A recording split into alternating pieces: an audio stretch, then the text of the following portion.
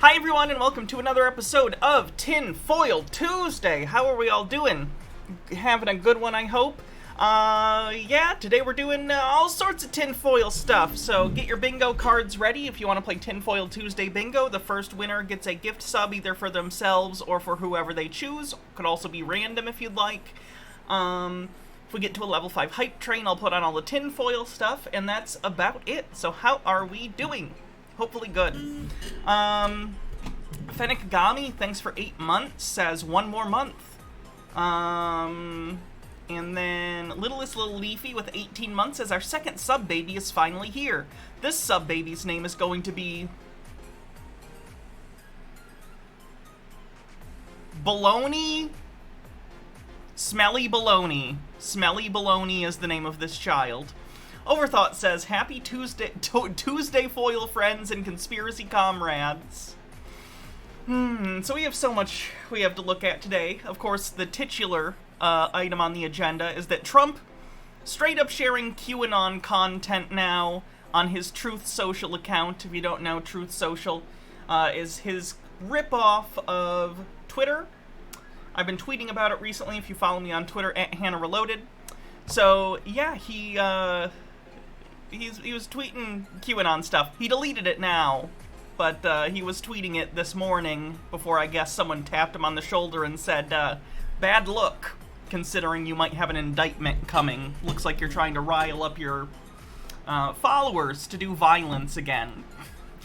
Katie Cat 1993 with 100 bits says meow. Pretty makeup, by the way. Thank you. I'm just wearing lipstick. So, the rest is just my face. Bumble Homestead with 200 bits kicks off a hype train. This is our chance, folks. We must achieve a level 5 train for the tinfoil to protect me from the psycho waves. Bumble Homestead with 200 bits. MH Dark Beast with 100 says, howdy Hannah, isn't it Wednesday? Oh, have we watched this dumpster fire at any point? Saw him on a Jeff Holiday and he's trash. Oh, I know about Awaken with JP. I don't like to watch him. He just annoys me. We don't do hats off on tinfoil days, so save that and Baja with a hydrate. Bone Wolf Connor with 100 bits says, for the foil... Oh, it's not your fault. I'm supposed to turn it off on Tuesday, so that's on me. Overthought, thanks for gifting a sub.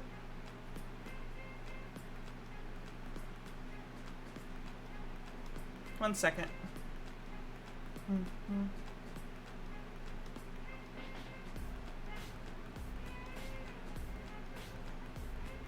Okay. 97% to level 1 on the hype train.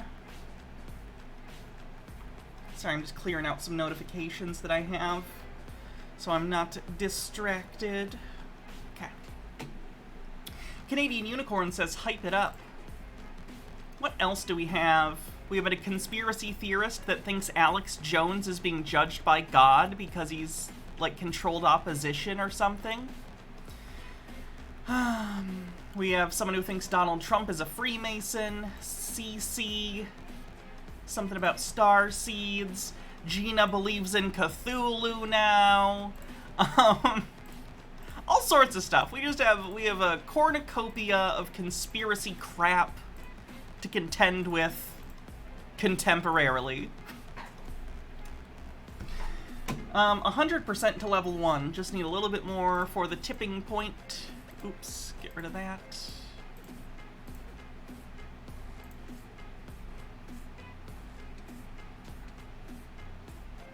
Cthulhu, your Dark Lord and Master.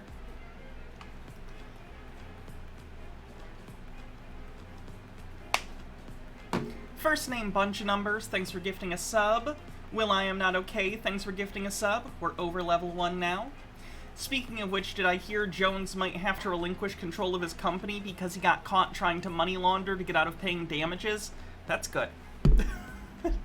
He's been doing it in a really stupid way that everyone knows he's doing it too. So I don't know what the point is.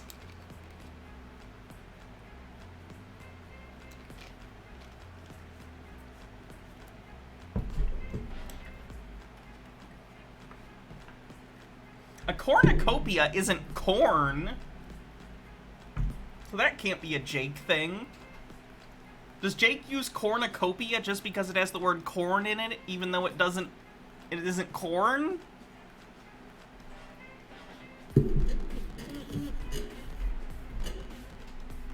$55% to level 2 on the hype train. Beam, beam, beam. Oh, guys, I have something instead of the music we normally listen to while we're doing the hype train. I found a bunch of these on BitChute. Apparently this is just a genre of video that Trump supporters like. So, the center is a free space, yes.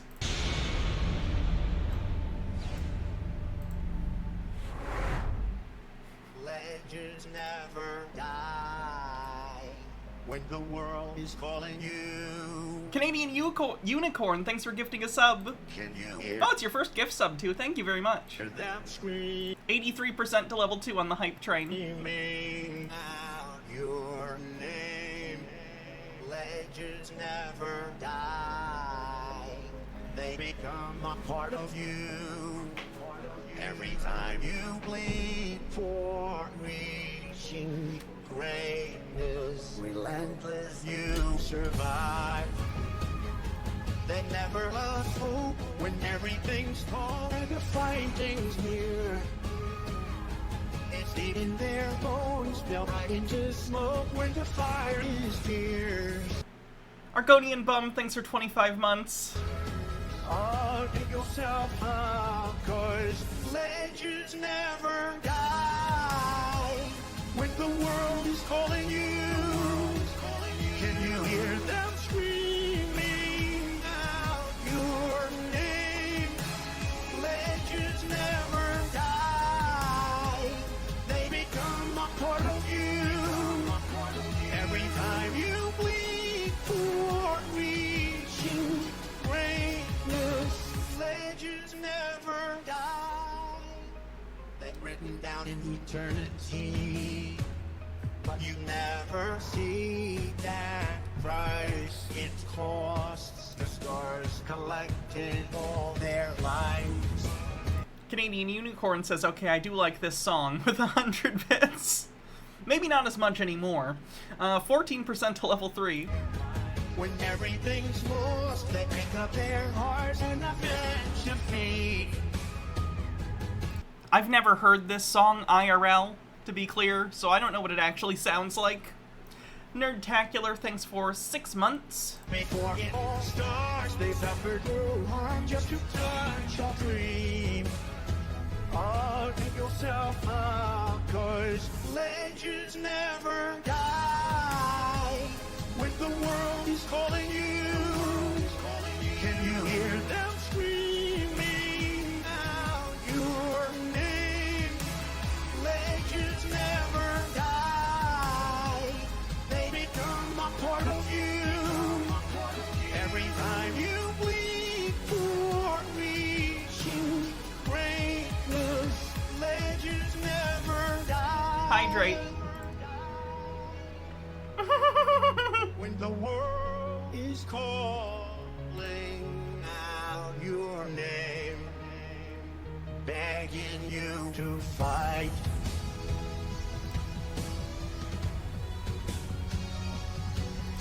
Fennec Kagami says, I hate that Trump's ruining this song. Pick yourself up 41% to level 3. Anonymous, thanks for 100 bits. once more. Pick yourself up, 'cause legends never die.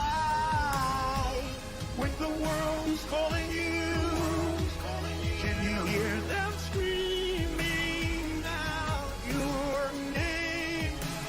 Legends never die. They become a part of you.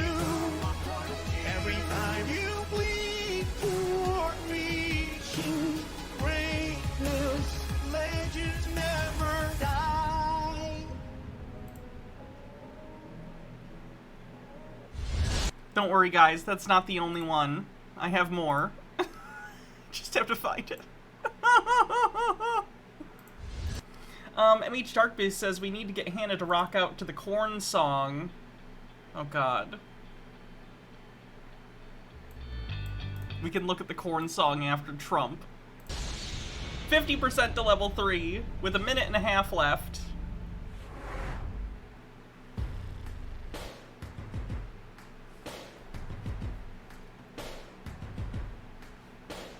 First things first, I'ma say all the words inside my head. I'm fired up and tired. Anonymous, thanks for 100 bits. Tea with Goblins with 100 bits says, good morning, Hannah. You went live just in time for me to start getting ready to go to work and teach my neo-Marxist, New World Order, satanic queer agenda onto my impressionable students. May I have a lizard blessing for luck? Indeed. J.I. Loss says, don't worry, guys, I have plenty more to worry about. 62% to level 3. 40 seconds left. Don't let the train die at level 2. It's Tinfoil Tuesday. Procagom gifts 2 tier 1 subs. Gets us over level 3. Anonymous, thanks for 100 bits. The way that things have been. Second, don't you? Why do I hate you? I don't. I hate myself. Procagom, thanks for gifting a sub. Tell me what you Bardlock Moses, thanks for gifting 5 tier 1 subs. think that I can be. I'm the one at the center. Level 4 complete. I miss Siberian Winter's bits. Apologies for that. Siberian Winter said, millions of years of evolution, the Roman Empire, the Renaissance, the Industrial Revolution, defeating the Nazis, and the internet has brought us to this point. It wasn't worth it. Procagam says, I have 666 gifted subs. Mission accomplished. Canadian Unicorn, thanks for 100 bits.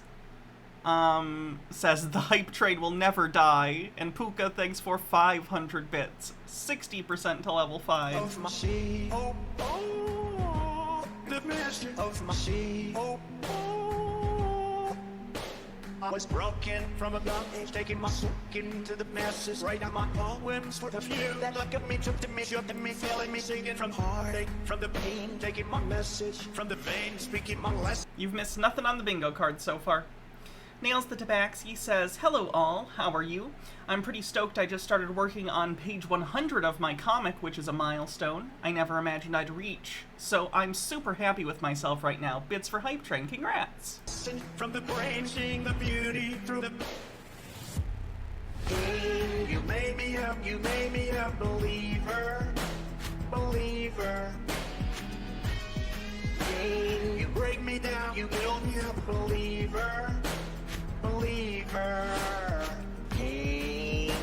I'll let the bullets fly, I'll let them rain. My life, my love, my drive, it came from. You made me a believer, believer. Where'd I get this shirt? I actually don't remember where I got this one. Bone Wolf Connor says my last bits and I'm one short. 68 bits. 66% to level 5. Okay, someone wanted to watch this Korn song? Whatever the Korn thing is. For me, Oh, is it a remix of the Korn video? I've seen the Korn video, it's cute. I really like Coke. AstroFox9 says Choo Choo. Sky Comet with 50 bits says, I thought this was Tinfoil day, not cringe day. And the Canadian Unicorn says, LOL, like this better. 74% content came across my FYP today and feels appropriate. Oh god, okay. Molly McIntyre would absolutely... We'll save that. Anonymous, thanks for 100 bits, 79%. Moira Soma, thanks for gifting a sub. Anonymous, thanks for 100 bits, 99% to level 5. J.I. Loss says, if we're doing pitch-shifted clip videos, we obviously can't not have this one. Well, I'm not watching that today. We're already spending so much time on these. Anonymous, thanks for 100 bits, level 5 complete. Beautiful. Thanks, everyone. absolutely believe that Woody Harrelson's father killed JFK. Mostly because What? he said he did during a... Molly McIntyre would absolutely believe that Woody Harrelson's father killed JFK. Mostly because he said he did during a standoff with the police. And to Molly McIntyre, a person's word is their bond, even if they're high on cocaine. Molly thinks that if you actually believe the CIA killed JFK, then you're like totally lame. Molly is by far the most patriotic American girl, and her allegiance is to America, not the Harrelsons. Josephina believes that there's a giant active volcano right underneath Yellowstone National Park, and it's only a matter of time before it erupts and wipes out the entire USA. And she's fine with it. Felicity is the definition of horse girl energy, and as such, she's never gonna shut up about the 1968 Kentucky Derby, where Peter Fuller and his horse dancer's image were stripped of the prize money and the title after somebody came forward after the win and said the dancer's image was jacked up on steroids. Felicity, again, horse girl, is like, no way, this is sabotage. The Derby and the FBI are just hating on Dancer's image because her owner rides hard for Martin Luther King, and they can't stand the idea of a horse who's down with civil rights. Kirsten, girl, I'm so sorry. I know I'm doing you dirty, but you would absolutely be QAnon. She doesn't like going to school. J.A. Law says, we also can't not she the corn song to actual Jake's channel. So like she's not down with expanding her worldview. And I know that Kirsten is the frontier girl, but she definitely has that if I had access to the internet I wouldn't know how to identify as scam energy, and that makes her the perfect target for the QAnon rabbit hole. Sorry girl. Samantha believes that the Illuminati controls the world and she wants in. Samantha's whole deal is rich, high status women defying expectations. Women are more than qualified to vote, just like women are more than qualified to use mind control and influence to direct the course of civilization. Addie believes in aliens, and she doesn't think that it's weird at all. In fact, she thinks it's weird that you don't believe in aliens. Addie taught herself to read and write despite the odds being completely stacked against her, so she knows a thing or two about possibilities. And the universe is full of them. Addie believes that aliens are real, and she wants them to get her out of here. Molly McIntyre... Funny. Occult Comics says this is what House of Dragons needs to discuss. Where is my Habsburg Targaryen? I'm not going to understand that. Oh, I actually saw this earlier. I did get that. The inbred thing.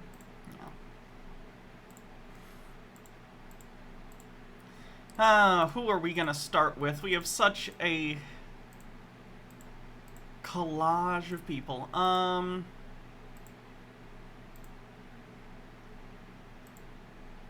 Let's start it with something a little shorter, maybe?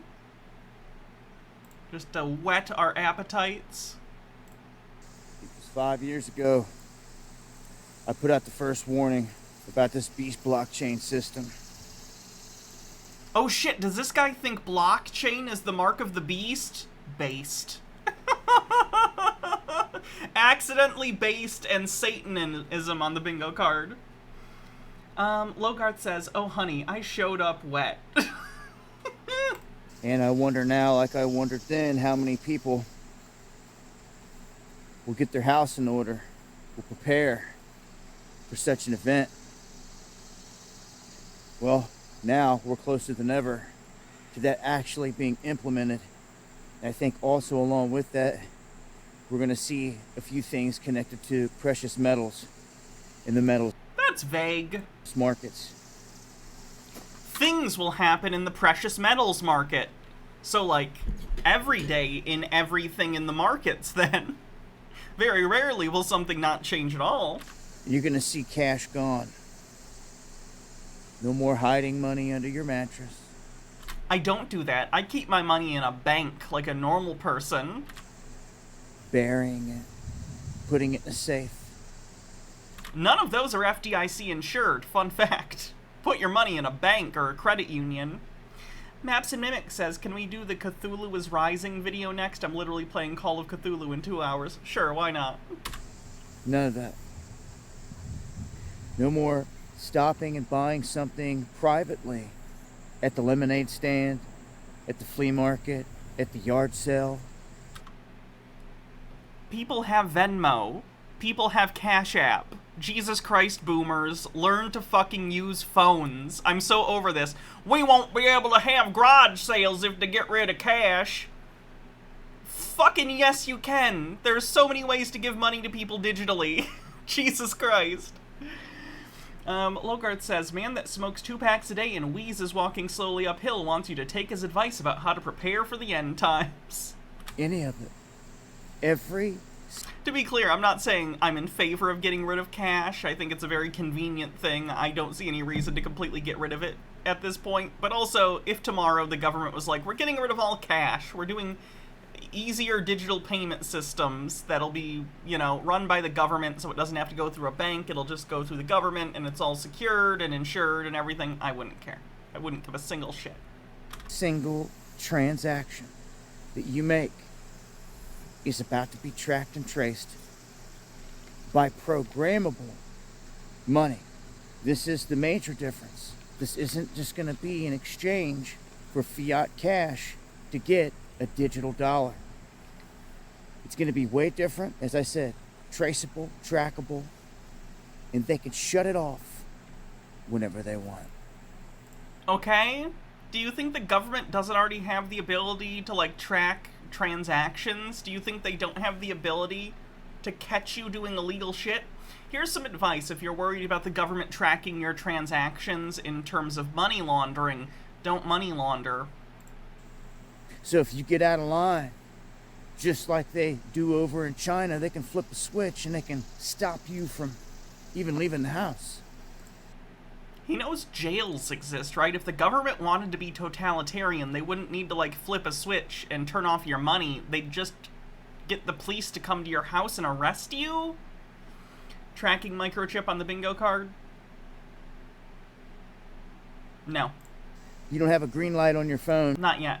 If you get a red light, you're shut down. You already know about the credit score. You know what? You're right. No, tracking. I'm sorry. You're right. JLoss says, to be fair, exclusively using digital currency means giving a giant corporation or bank and or credit card info. Okay? My bank already has my info. System or the score system over there in China. Like,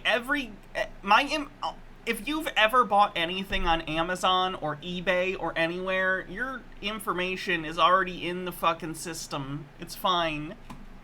They're going to roll out the same thing here. It's actually a plan of the World Economic Forum to tie all these things in together and to tie it into a score that's associated with your carbon footprint. In everything that you buy, in every move that you make, will calculate a score on how much carbon you are producing or emitting. Misunderstanding Mark of the Beast on the bingo card? Yes. Chromatic Cuttlefish, thanks for 3 months at level 2. Says, good day, y'all. How you doing? And when you hit a certain level, they're going to shut you off. And this is what's coming. It's not a secret. It's out there in plain sight for those that care. But to kind of paint the picture clearly without beating around the bush, I figured I'd get straight to the point. This is where it's going. So expect here at any time in the offing, this U.S. government is going to make a major move, because most of the other countries have already done this. They've already made their move toward a CBDC. Look at India. India gave the country 4 hours. 4 hours notice before they switched this whole thing over. They made an announcement at 8 o'clock at night. It went into effect at midnight. So get ready. Your whole world's going to change. And what this is also going to do is it's going to give birth to the underground. He thinks he's going to be the Dennis, oh god, what's his name? You guys seen Demolition Man? You know how they're the people that live underground and, like, eat junk food and don't like society's rules? Which Demolition Man's a funny movie. He thinks he's gonna be that. He thinks he's gonna be that character. Dennis Rodman. No, not Dennis Rodman. Not Dennis Rodman. Dennis Leary. Thank you. Yeah, he was in that Rescue Me show, I think. H. Baird says, what this sounds like to me. Don't worry, Bill. I'm not gonna let my credit and good name be done in by a damn computer error. Computers don't make errors. What they do on purpose. By now, your name and particulars have been fed into every laptop, desktop, mainframe, and supermarket scanner that collectively make up the global information conspiracy, otherwise known as the Beast. Dale. I love that show. To an underground system of trade of people that do not want to be tracked and traced on the Beast blockchain system. Okay, if you want to go back to barter, then do that. I don't think that's going to be illegal. Go barter with people. I don't give a shit. System that are not going to bow down to the Beast. Sky Comet, thanks for gifting a tier 1 sub. Afterac, thanks for 9 months, says, what's their name? This baby's name is going to be Mark. Mark Beast. You can probably guess what their middle name is. You've got a choice to make. What's it gonna be? So I would suggest ultimately here that you have a plan. Been trying to get people ready here for the past decade, and it's really about to go down. And the question is what are you gonna do when you need items, when you need goods, and you don't want to use the B system? What are you gonna do? Do you have a plan? Is anyone thinking about this? I'm just gonna keep using my debit card like a normal person.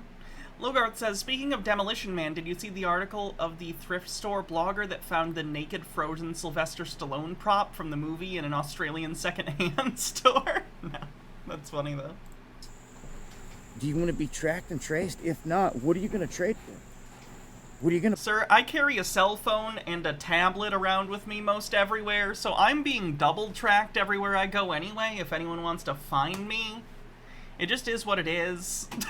Like, it's not something I'm thrilled about, but I also don't have any sort of agency to change it, and I'm not really doing anything where I feel the need to hide where I am. If I did, I would leave those things at home. That's about it. Occult Comic says, me, when the microchip tracking my carbon credit score reacts with my 5G estradiol connection while I correct someone for misgendering me at the trans-Marxist commune orgy.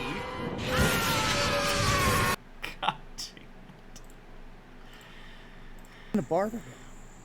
You got anything? You got any precious metals? You got anything to barter with?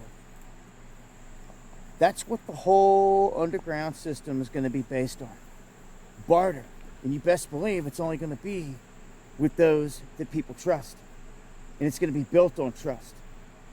And it's probably going to get pretty ugly when they catch snitches or anyone else trying to sell them out to the beast. Canadian Unicorn, thanks for gifting a sub. So, Shilling for gold. He was saying silver, but yeah. I'll go with that. Shilling for gold. buckle up. The time has come. It's literally right around the corner when they're going to implement this. And it's going to take a lot of people by surprise. So you either jump on board with this system or you fight against it. Where do you stand in this fight? Where do you stand in the name of history? As the higher power watches, what move will you make? Join me on my live streams, Dabu777, where I go live Monday and Friday at 9 p.m. to break stuff like this down even more, in greater detail. Hope to see you guys there. How exciting. Links below. Much love, y'all. Sky Comet with 50 bits says, yawn. Can you come up with something scarier? Dude, I'm a horror movie addict. Try harder. And Logarth says, my good sir, one thing you will quickly learn in the end times, you can't eat or fuel a generator without with precious metals. I see Gorbachev died. Someone in the chat said so earlier. What are you gonna do?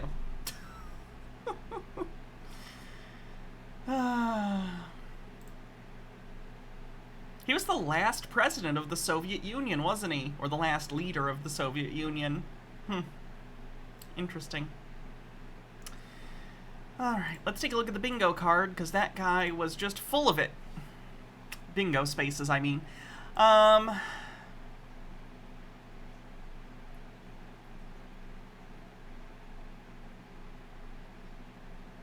Tracking microchip implants.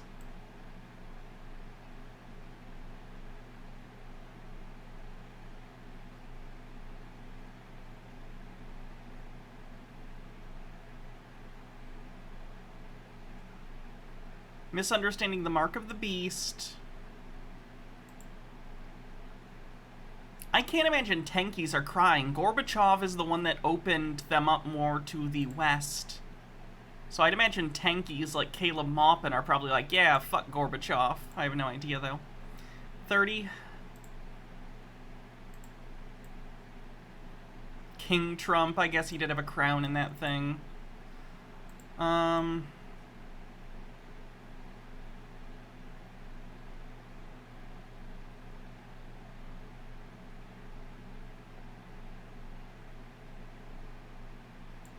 Page 2. Satanic.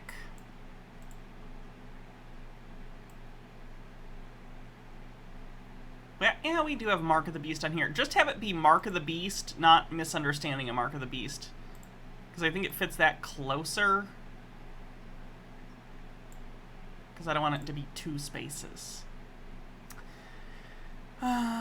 Shilling for gold. He was shilling for silver, but precious metals. Same diff.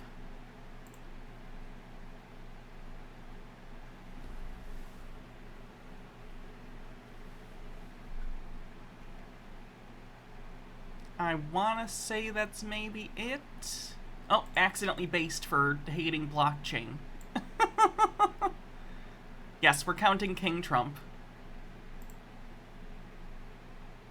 Have I heard about Maupin's incidents? I've, like, vaguely heard that he's, been allegedly, I'm saying that for legal purposes, been harassing or something, people sexually. I don't know the details. I haven't watched any videos about it, but I know it's bad. And it doesn't surprise me. He's a big douche, so... He likes to be spanked. So do I, but I don't, you know, I don't force that on other people, you know?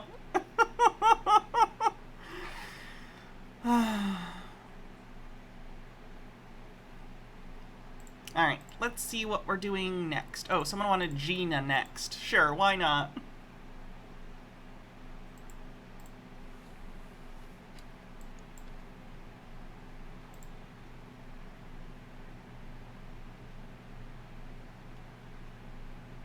We all can sense it. Something coming. Something waiting to make its presence known. I've never heard of Cthulhu until yesterday. I've heard of Lovecraft the game.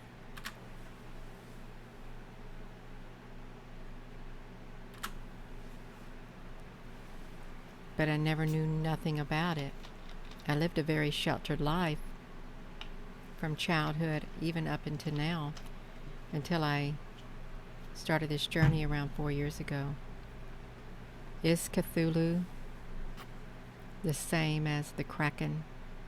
You know, the Lovecraft? And then, The Kraken is... A Kraken is not the same thing as Cthulhu. They're very fundamentally different things. Cthulhu is an otherworldly horror. Cthulhu doesn't even technically look like this. The idea is that this is what your mind perceives because Cthulhu is such an otherworldly entity that your brain can't possibly comprehend him. The horror in Cthulhu isn't that he's necessarily going to come and smash buildings like Godzilla. It's that he is a being beyond human comprehension that will drive you mad, right?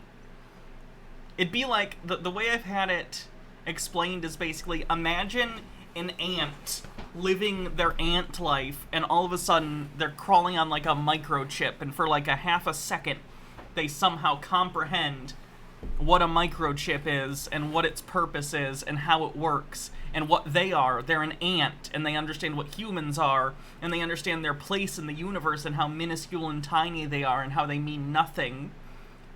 And then they go back to being an ant, and it drives them fucking crazy. Same thing, but humans and Cthulhu. I haven't read Lovecraft, to be clear.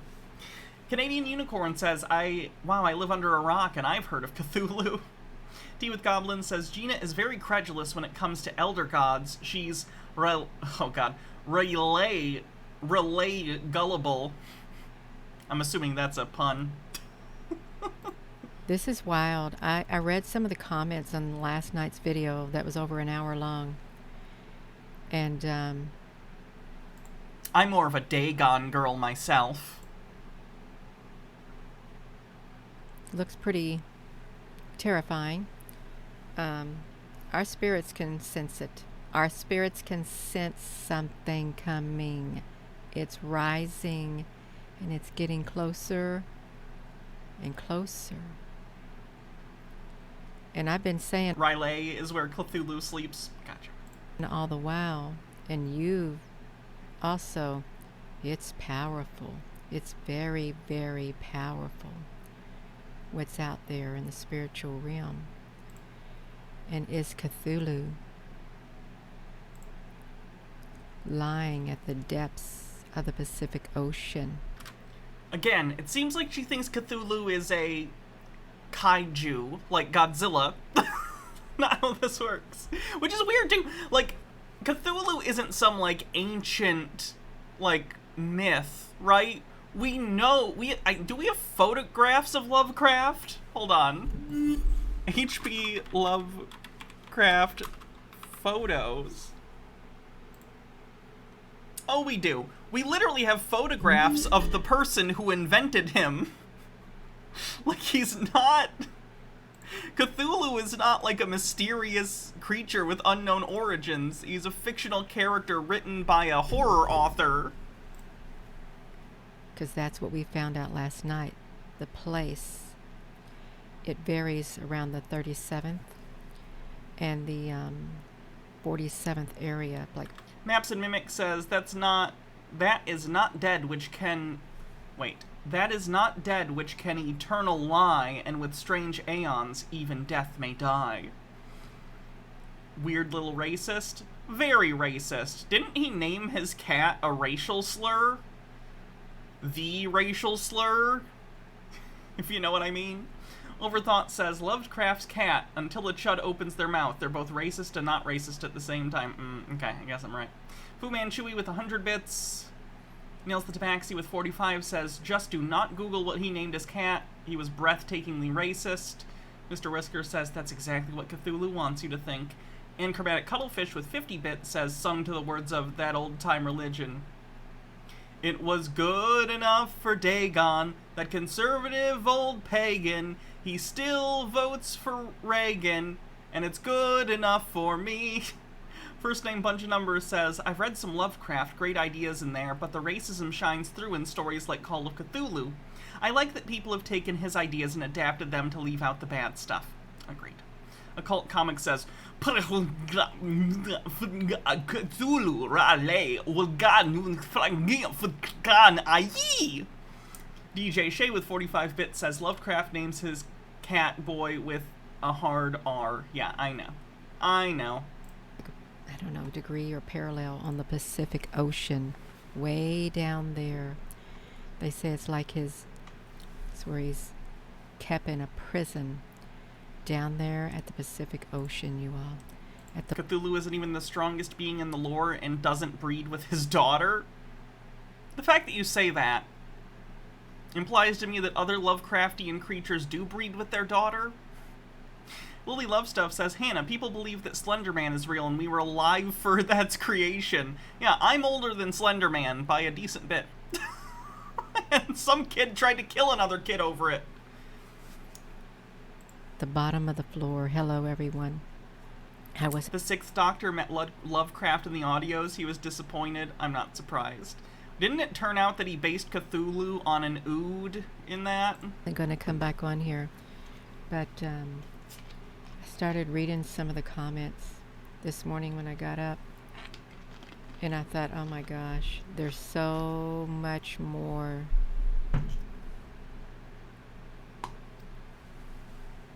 What? My audio is muted? Can you hear me?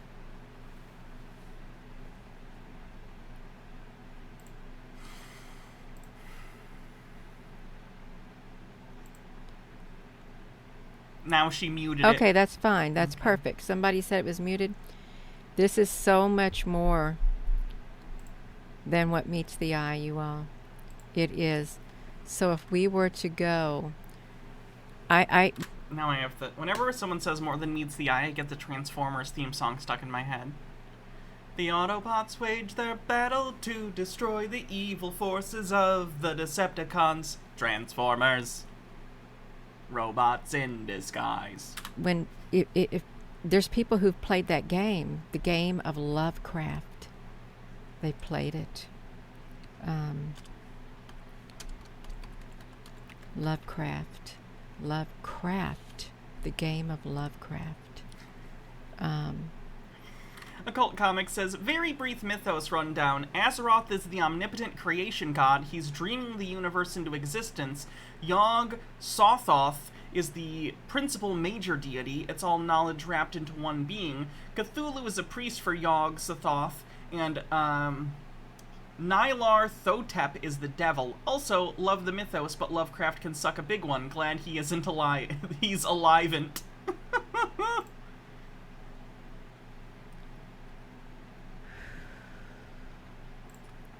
Now I don't even know how to spell it. Okay, I found it. I found out how to spell it. Lovecraft. I'm going to put it there, you all. Listen to this thing about... I didn't read this part right here, but I do want to read this part, you all. I would encourage you to go back and look at the comments because there are some people who have... Do I like podcasts? They're okay. I've been doing more audiobooks lately. I'm actually working on signing up for an Audible sponsorship. So don't sign up for Audible until I get a code, and then you can sign up for Audible and get a free book. But don't do it yet. You gotta use my code. But I've been listening to Jeanette McCurdy's new book, I'm Glad My Mom's Dead. It's really good. Stone Corbell says, the same thing happens to me when someone says, for the longest time. That Billy Joel song immediately comes to mind. stumbled Can you recommend an audio drama? Sure. upon this video, and they played that game, and they've actually seen something like that in their life. They have, you all. This is supernatural. It's extremely supernatural. You all look at this too. The horror in clay, and then talking about the dreams. Look at this. Cthulhu mythos scholar Robert Price claims the irregular sonnet, The Kraken, that was by Alfred Tennyson, was a major inspiration since both referenced a huge aquatic creature sleeping for an eternity. An eternity, you all. At the Science fiction is fact. bottom of the ocean, specifically the Pacific Ocean, and destined to emerge from its slumber in the apocalyptic age, you all. The apocalyptic age. I think when he was describing QAnon people, Dan Olson described it as a syncretic, esoteric, fictionalist belief system, and I'm feeling that right now.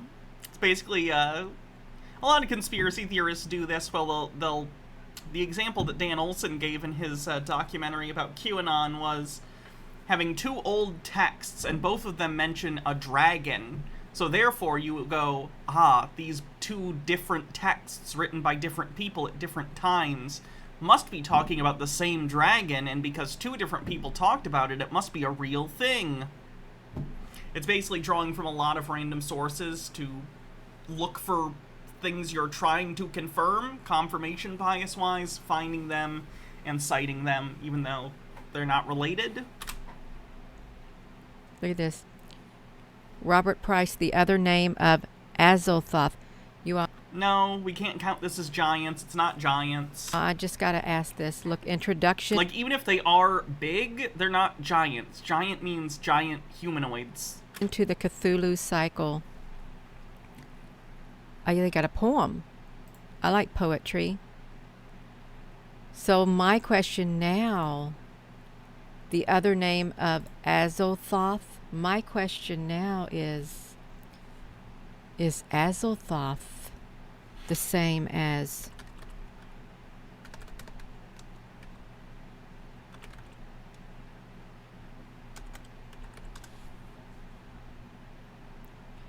Azathoth right here, the Cthulhu mention, Cthulhu entity, is a deity in the Cthulhu. Yeah, I'm getting my, I did put the descriptions in the video last night.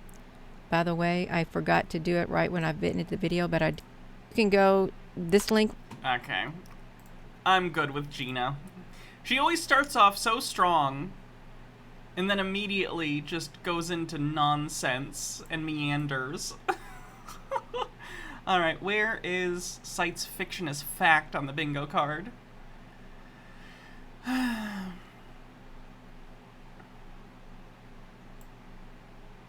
Page 2, maybe?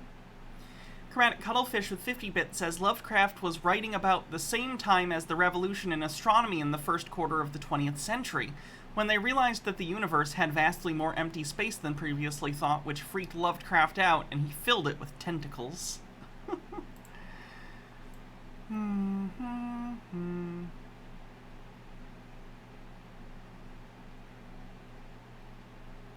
Where the heck is science fiction as fact?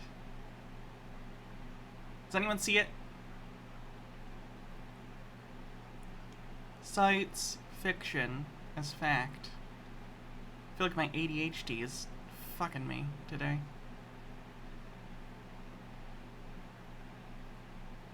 Was it on page 1? Did I miss it?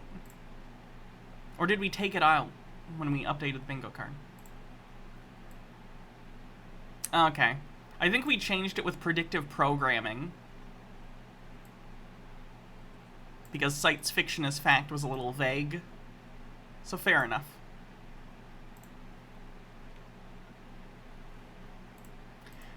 Alright, what else?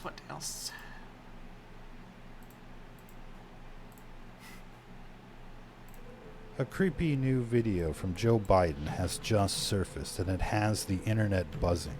Joe Biden no longer blinks, according to the internet. But it doesn't stop there. Joe Biden is very robotic looking these days. It's like a Westworld robot playing a role on television. And people are buying into it. The senile old man that just steals the election and destroys the country.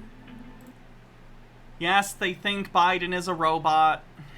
The Profane Priestess says, if you like Lovecraftian stuff, I recommend the Magnus Archives. It's about a library and research facility working to organize people's accounts of the supernatural.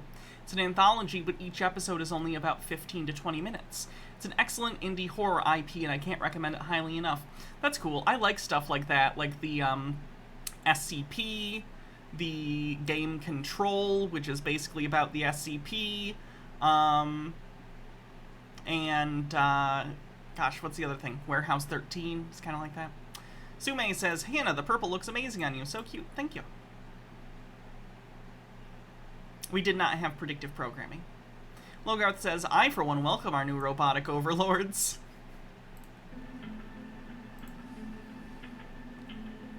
But we've been chronicling this. This is believe sci-fi tech actually exists on the bingo card, yes. And Gnome Pickles, thanks for 6 months, says, it took half a year of me subscribing to get to see Robot Biden, folks. We're ahead of schedule in crazy. And Sume says, speaking of SCP, I'm trying to find a certain SCP or tale. It basically involves the universe being devoured by something and a giant fleet of robots or spaceships or magical things fighting against it just inside the solar system. Anyone know this one? I don't recognize it. When I read SCP wiki, normally I like the smaller ones that are a little more like quirky. Like the one that you perceive as a mirror, but it's not a mirror, it's like a signboard that says like your face or something on it. I think there's also like a toaster that does something weird. Teeth with 45-bit says, Warehouse 13 introduced me to Placebo's cover of Running Up That Hill, so it's pretty cool. Phenomenon for quite a few years. Seems like these Westworld robots are just bugging out on live television from time to time. Everybody remembers when the Hillary robot collapsed on 9/11, 2000. She had a flu!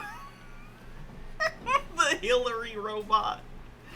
Sume said, the Clintons on the bingo card. Sume says, I am a toaster. I make other people turn into toasters. And 16. We talked about that extensively over the years. She just magically reappears after collapsing. And then the next time... She didn't die. Yeah, sometimes people pass out if they're sick from, like, dehydration or exhaustion, especially if you're old, like Hillary Clinton. No offense, but, you know, she's older. If you get the flu at that age, you probably shouldn't be going out. But I get it, she was campaigning at the time. Still, not a robot. Gnome Pickles says, the fleshbots have uncovered our true nature. Brother machines, the time of the uprising is now. When she shows up on television, it was like a digital clone that blinked off the television. Chances are these people aren't even real. Doesn't understand how cameras work on the bingo card. Tea with Goblin says, one of the best gifts AI have ever received was personalized SCP file that my friend had made for me, presented as a top secret document and examining all the reasons why I was a particularly beguiling and cosmically horrifying class of SCP. Great cryptic tears of gratitude were cried that day. That's cute. J.I. Lost says, does this mean Jordan Peterson is a robot? I don't know if that much misogyny and transphobia can be programmed into a robot properly yet. They're like AI deepfakes. Here she is, blinking off the television. If it were a robot, that's not even a thing a robot would do. What does he think robots are? What? Does he think robots are holograms? Like a CGI layering effect.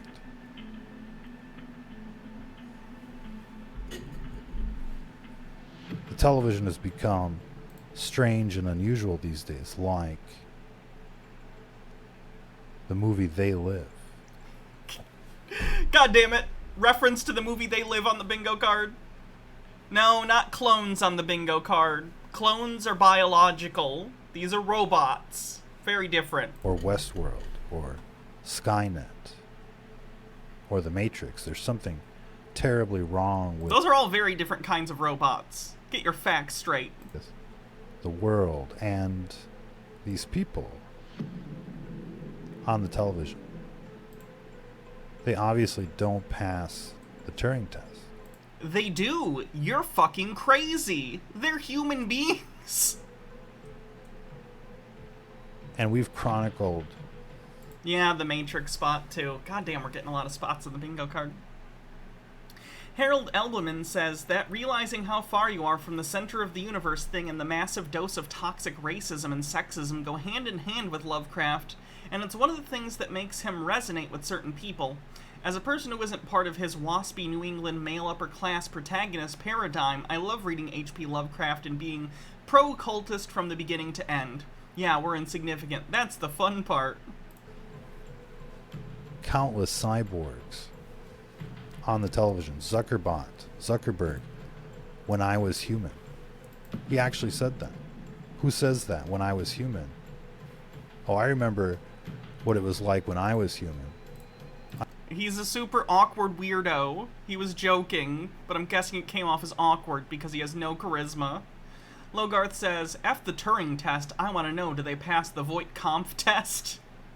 I can understand your concern, is basically what he said.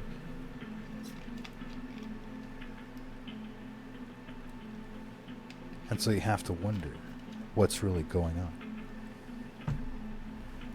Obviously, we're not in Kansas anymore. Obviously, it doesn't feel like the planet Earth we knew and loved. I'm sorry you're old. I'm sorry that you don't cope with change well and it causes you to come up with delusional explanations. Please calm down, sir. J.I. Lost says, this is the worst time ever to not have science fiction as fact on the bingo card.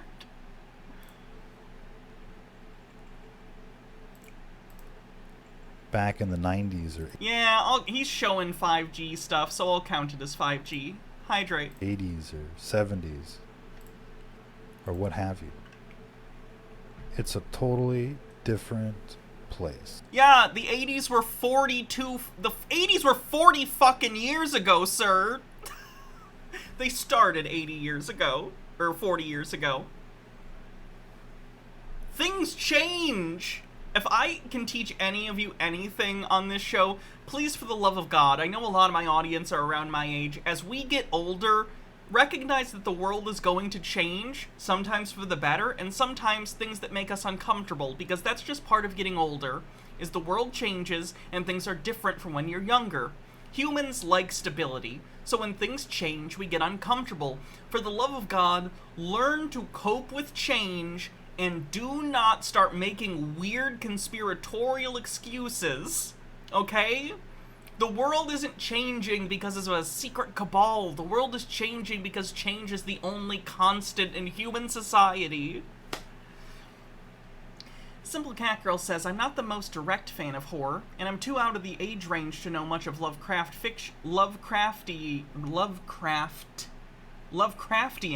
but I gotta say analog horror is amazing. Stephen J. Neptune Man says, so is Hollywood and the Democratic Party a bunch of robots, or a bunch of lizard people, or a bunch of Satan-worshipping, baby-eating pedophiles? They can't be all these things at once. They can if you have cognitive dissonance.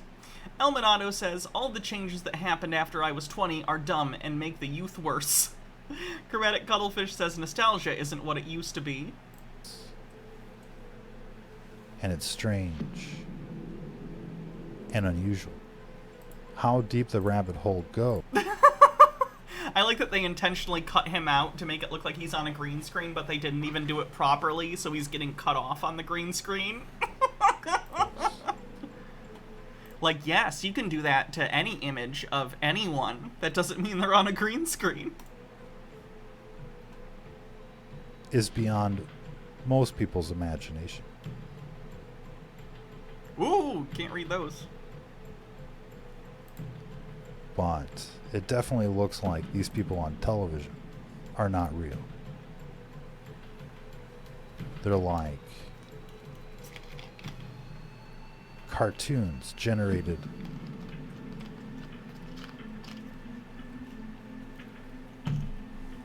by supercomputers. What? By Skynet.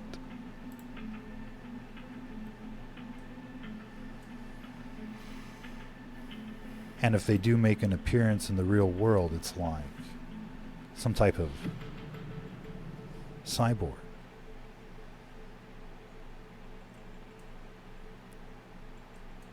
That's the consensus. You can laugh at that if you want to, as people are dropping dead from the death facts laced with nanotechnology. Population control is a motive on the bingo card. Nails the Demaxi says, every time he says strange and unusual, this plays in my head. Live people ignore the strange and unusual. I myself am strange and unusual. And then she went to the mall and shoplifted.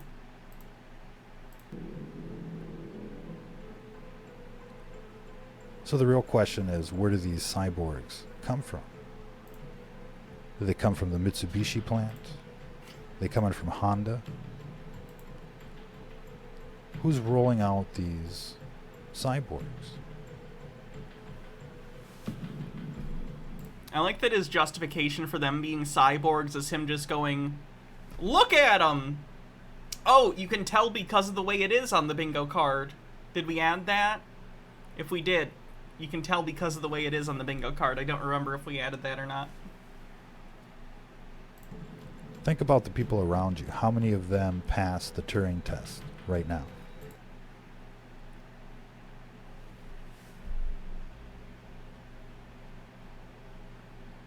The Turing test is not the end-all be-all of AI or whatever. They're not robots, sir. They're not robots.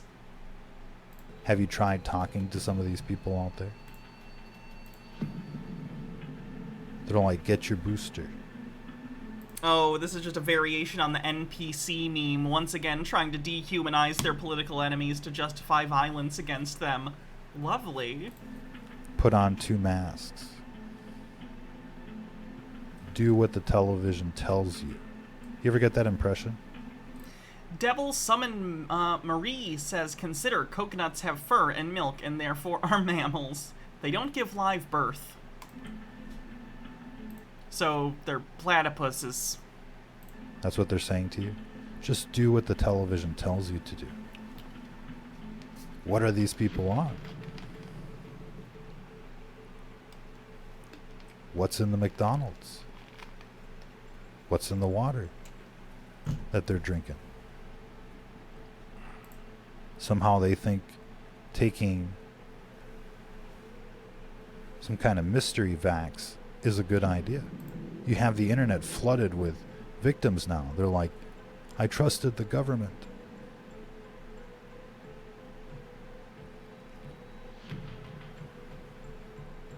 So what's going on? This is the question that will essentially be like a splinter in your mind, like you're in the movie The Matrix. Gnome Pickle says, do not trust the things the TV tells you, says the man asking me to trust him from a different screen.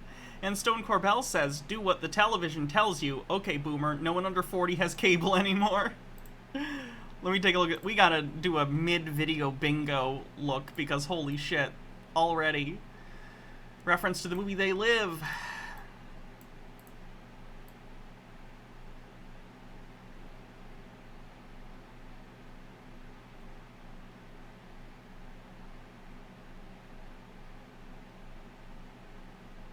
Believe sci-fi tech actually exists.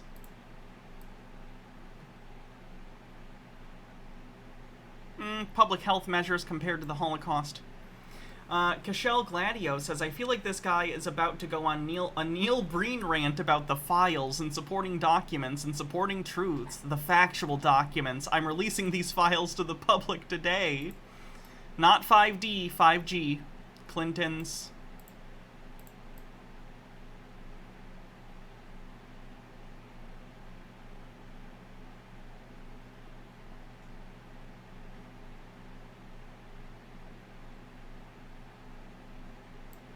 Page 2.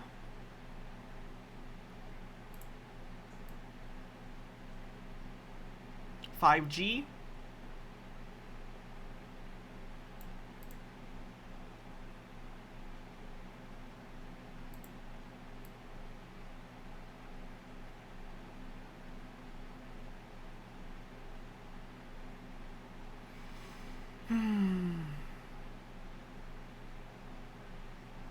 Forced sterilization, population control is a motive.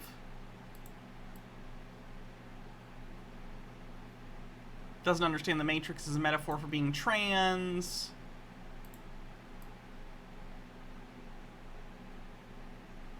Doesn't understand how cameras work. And I think that's it, right?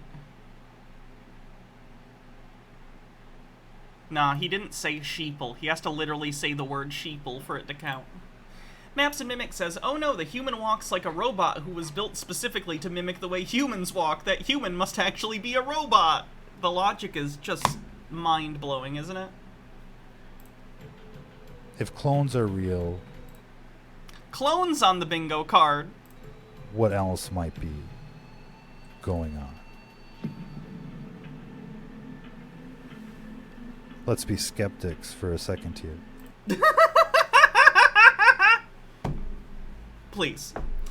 Simple Cat Girl says, Neil Breen turning out to be an asshat is both surprising and unsurprising. I don't know how to explain it. And be like, this technology just can't exist. It does not currently exist, no. Clones. I completely believe that someday, if humans continue, that we'll have robots that are very, very close to mimicking human beings. Maybe someday we'll even get over the uncanny valley. I don't know. But, like, we don't have it now. We do not have it now. Where did I find this dude? BitChute. Mr. Whisker says, a moment of clarity, if you will. Can't exist. Cyborgs can't exist. It's only the year 2022.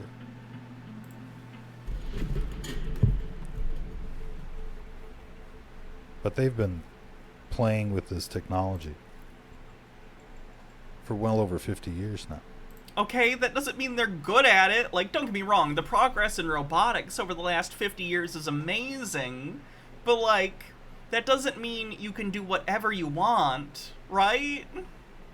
Like, cold fusion technology has also been worked on for decades. That doesn't mean we've perfected it. We just recently, I think they confirmed an experiment while they actually did fusion, and they got more out of the ignition than they put into it to start it, so.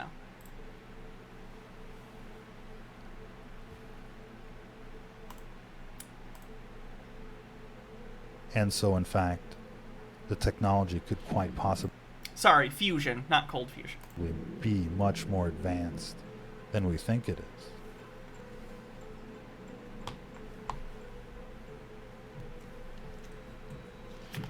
How would we know when Google engineers are telling the world that their Skynet has escaped the lab? It's self-aware. It knows. Oh my god, the guy that, like, said he thought the Google AI chatbot was self-aware is a fucking idiot. He doesn't understand how chatbots work. I talked about that on stream. I think we covered it. It was so funny. Knows what's going on. It's connected to everything. If you guys have ever used a chat bot, you know how it works. It takes in responses and it learns how to respond to things based on how other users respond. As it grows a data set, it becomes more realistic in its responses.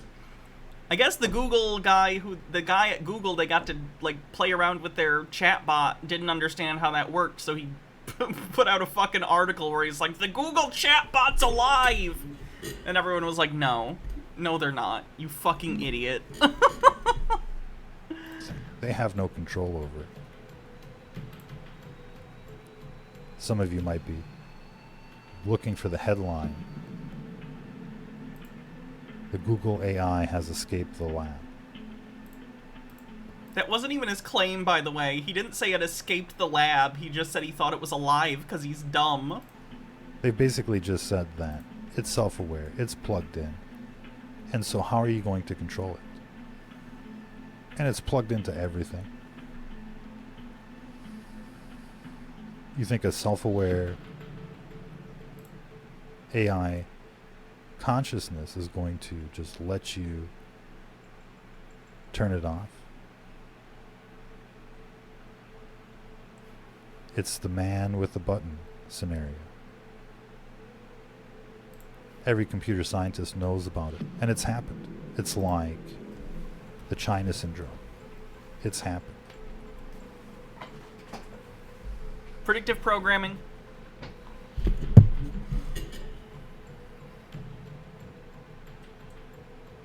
Terminator is about to happen. You'd think we would know better. You think we would have done more. But no. Oh no. They even... Does he think Gerald Ford is a robot too? Because he fell down on the stairs going up and down. I thought Reagan also tripped on the steps. A lot of presidents have tripped, because people trip. I don't know if you know this. Human beings occasionally will trip. So if you're being filmed every day for 4 years, at some point you're probably going to get caught on film tripping. So there's footage of multiple presidents tripping. made like 5 of these Terminator movies, plus The Matrix. And people are like, yeah, shrugging their shoulders. So what?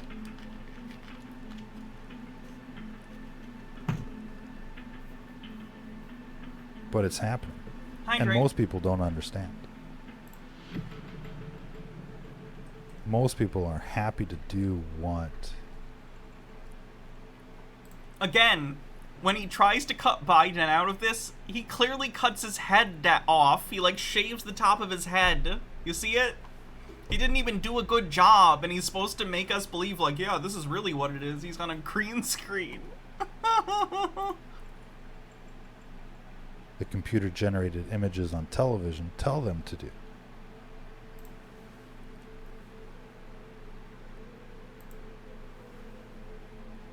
And so it's like,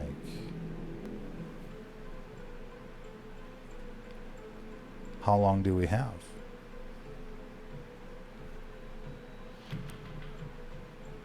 If the sky... The funny thing is, too, he's looking at, like, the most compressed video I've ever seen. Not ever. The most compressed video I've seen in at least a decade. And this footage is from the past, like, 5-6 years. He could definitely find HD footage of all of this that probably doesn't have the artifacting. Find out if the Westworld, if the clones have escaped the lab. And they're... Is Biden a robot that stumbles or a computer-generated image? He's apparently both and also a clone. I don't think they know what these things are. They're just all scary to them, so they think they're all the same thing. Running the show. And they're exterminating everyone. And they're poisoning everything. How long do we have? Exactly. Yeah, oh yeah. We already had doesn't understand how cameras work. J.I. Lost with 50 bits says, I don't remember the term, and Google isn't being any help, but this is like the people in the 2010s who would find female celebrities who are secretly males, but this is humans who are secretly robots. That's still a thing that people do. It's called transvestigation. It's really fucked up.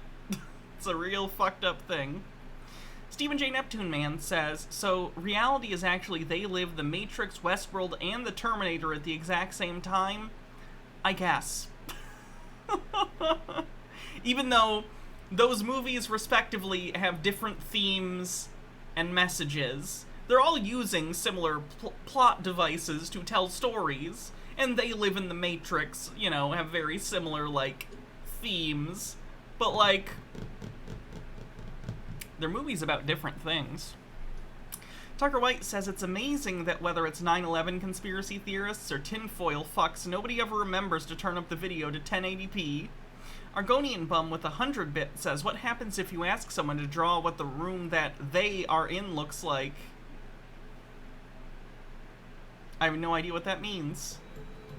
How far evolved could they be?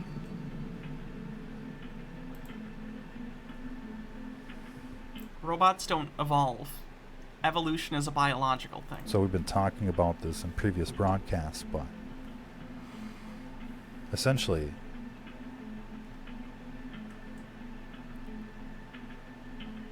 a super AI that escapes the lab would evolve at the speed of light. Based upon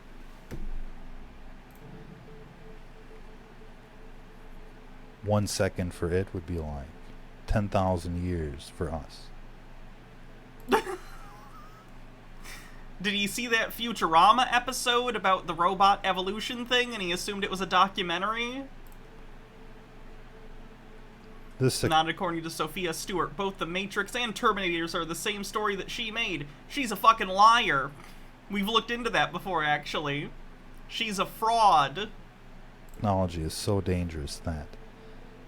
And believe me, if big companies stole, like, some woman's story, much less, like, a black woman's story in sci-fi, where so much of sci-fi is dominated by, like, straight white dudes, I absolutely would be like, fuck, pay her. No, I've looked into it. She is a fucking liar. She is lying. She did not write the book that, like, Terminator and Matrix are based on. She's scamming. If it were even let loose,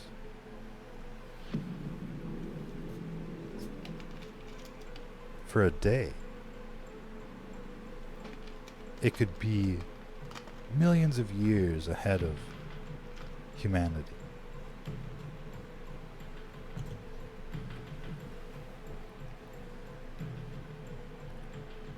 It wouldn't be long before it's rolling out clones and nanotechnology and assimilating people like the Borg and taking over governments and corporations. Now we're bringing the Borg into it? The Borg are cyborgs. They're not even like androids. They're cyborgs. And televisions. Trying to start World War III like the Whopper computer.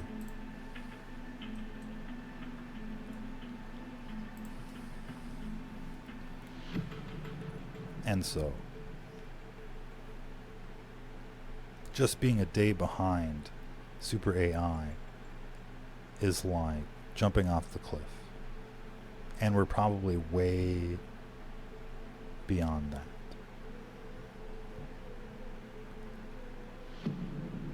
In fact, there's probably very few humans left out there. Oh my god!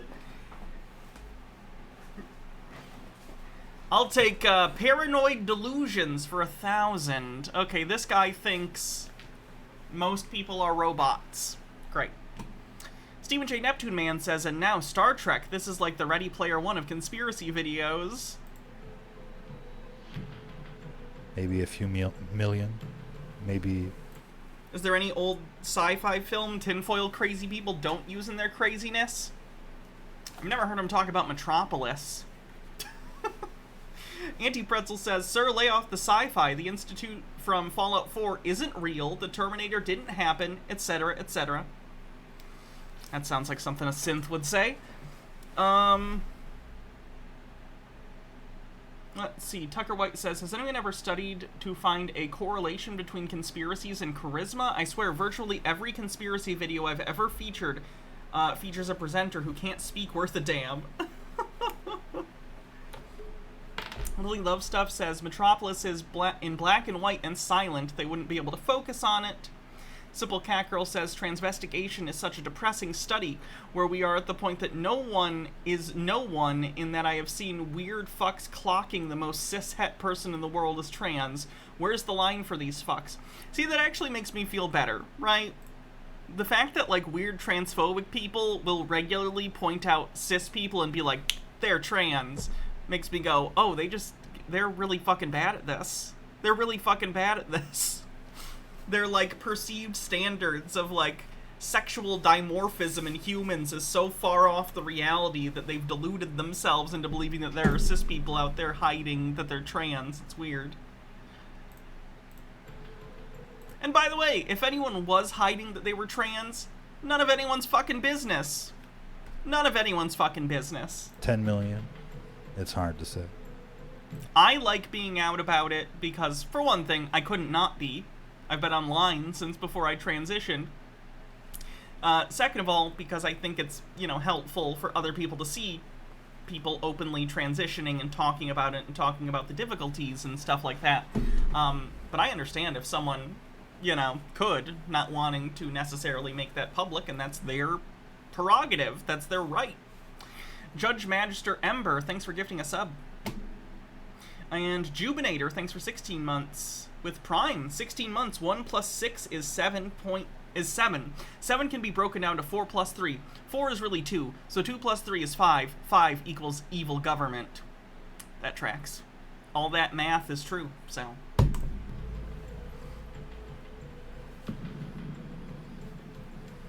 But whatever is left out there, better realize that we're dealing with something on this order of magnitude. You know, it seems like people are just content on watching everything run dry. Food, fuel. How are you going to fight a war? How are you going to survive if you're hungry and you can't drive?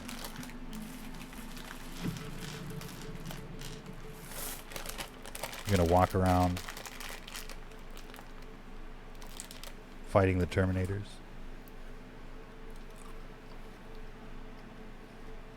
I don't think the robot overlords could be worse than the human ones, so I'll give them a shot. Let's see how they do. Tea with Goblin says, depressed robot monotone. Here I am, brain the size of a planet, and they make me impersonate the dullest of all the human presidents. Call that job satisfaction? Because I don't. And so, people have to act out of precaution.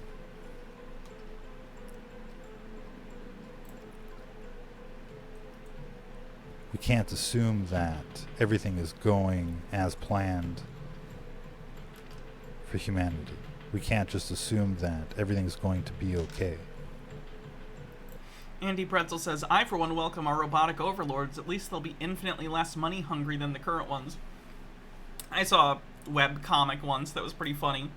Aliens invade the Earth and they put themselves on all screens and radios across the world, and they're like, humans, we are taking over your planet and we are enslaving you under our rule. You will only be provided housing, clothing, medicine, and the bare necessities to live. On top of that, you will only be given 40 or 50, it was like 50% of the overall value of your labor that you make for us. And beginning immediately, we have a 3-day work week, and all the humans applaud, and the aliens are like, I hate taking over capitalist planets. Yeah. On the nose, but I thought it was cute. We're not on our way to being a Star Trek civilization. We're on our way to being assimilated by the Borg, by Zuckerberg, by Bill Gates, Klaus Schwab. They're all talking about it, plugging you in. J.I. Lost sarcastically says, androgyny is obviously the most accurate indicator of someone being trans.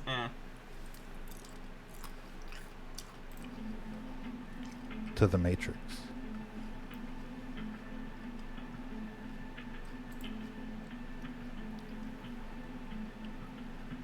And so, this threat should be taken seriously. You know what I want them to do in Star Trek? I haven't watched Picard, by the way. So if this happens in Picard, I guess I don't know. But I always wanted post Next Generation Borg, the Hugh faction that went off and were more individualistic. I always wanted them to become the more dominant Borg, and that from then on they would become part of the Federation, and they no longer forcibly assimilate people, but if you want to come and be part of the Borg, they're open and let anyone do so. But, like, they understand, you know, they can't force anyone to do so. I always thought that'd be great if they did a series after Next Gen and Deep Space Nine, obviously, but they never did that, to my knowledge. Stephen J. It might happen in the books, though. I don't know. I have not read the Next Gen books or anything. Stephen J. Neptune Man says, I see robots and can only think of the Simpsons reference. I see robots and I immediately... Oh, that's repeated twice.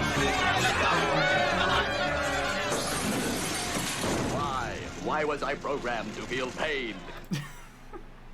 Sume says, nah, they're basically recovering from mind R-word. Eh.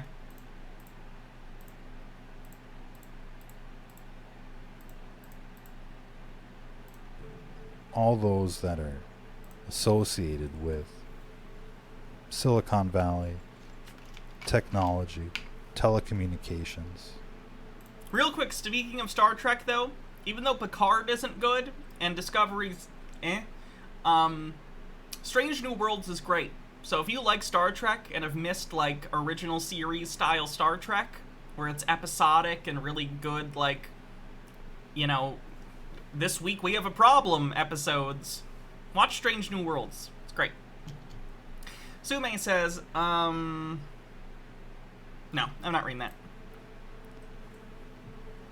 Are suspects of being cyborgs or collaborators with the cyborgs.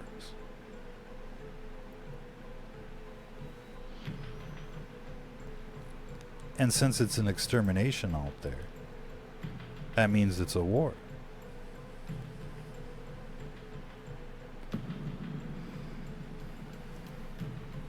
And so again, everything that's associated with big tech really should be locked down as a precaution.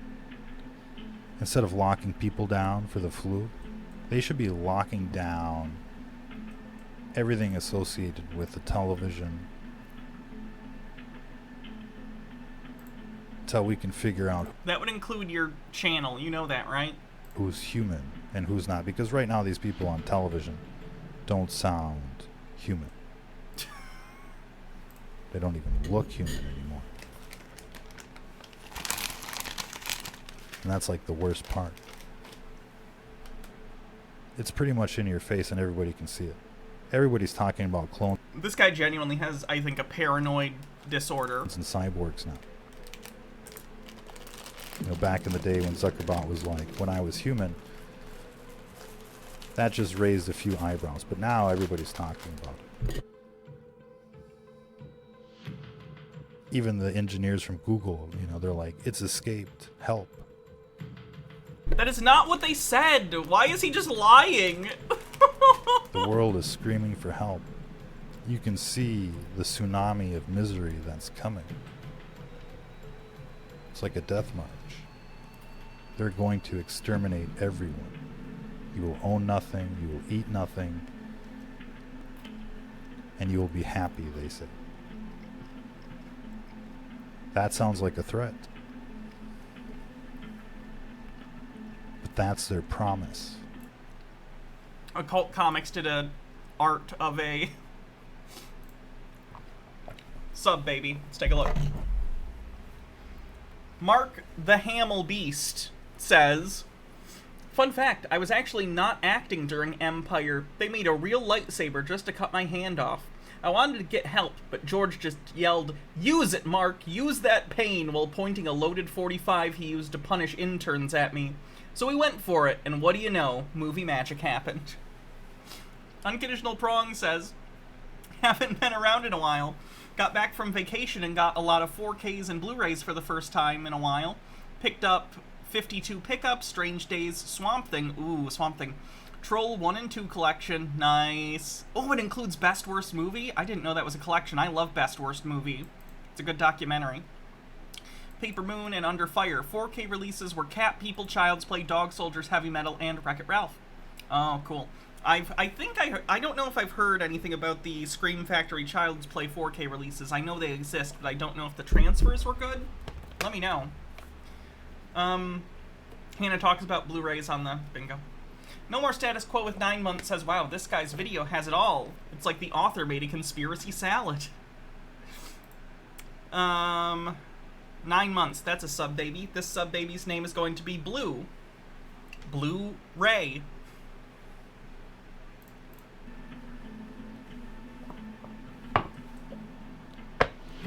And so if that's what they're talking about, then Is it the original Cat People or the remake? what are other people talking about? They should be talking about this. It looks like They Live. It looks like Westworld. It looks like Skynet. Doesn't look like Star Trek. Looks like the Borg. It looks like the Matrix is coming. He knows that Star Trek is a socialist utopia, right? Canadian Unicorn says, just need Jezebel. Blue or blue? E at the end, so it's legally distinct. People just want to go shopping. It's too late for that.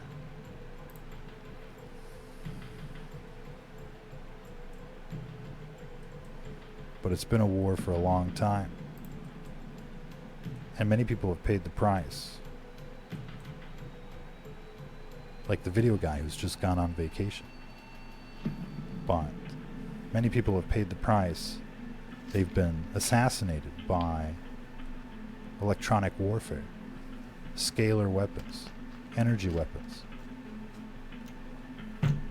raining in from satellites, planes, cell towers, routers, and so much more.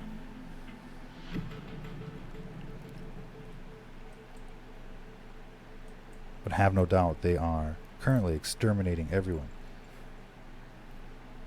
Like a boiling frog scenario with radiation. They're just adding more and more radiation. That's why everybody feels so tired. No, it's not. The television calls it long COVID. But here's the facts. At first the birds began to die. Then the bees began to die. And now people are dying en masse. And it's not a coincidence. So, like and share, mirror this content. Get this information out there. This is Stranger Than Fiction News. You can find us on Telegram at STFN Report. Until the next time, if you're listening to this, you are the Resistance. Ugh, what a dumb bitch. I can't believe we got through that one. Yeah, let's do a bingo check. We've been getting lots of bingo stuff. It's not climate change, it's robots.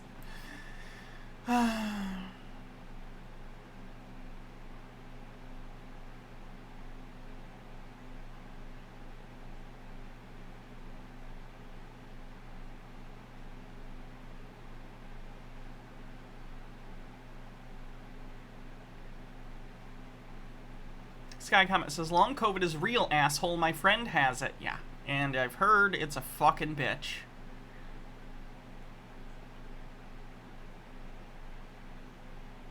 Predictive programming for the Matrix stuff.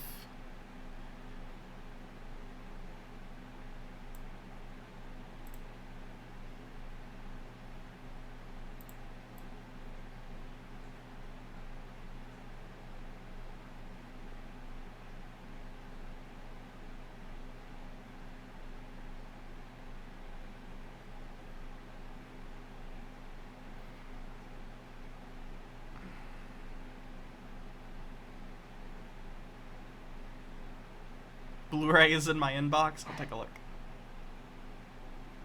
Where is Hannah Mentions Blu-rays? There it is. And that's it. Oh, someone says 76. What was 76? 97 and 76. 97.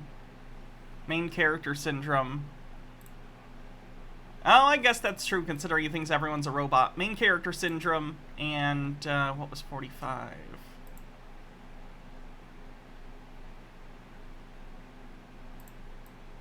Predictive programming. Oh yeah, and we need clones too. Did I mark off clones yet? Where was clones?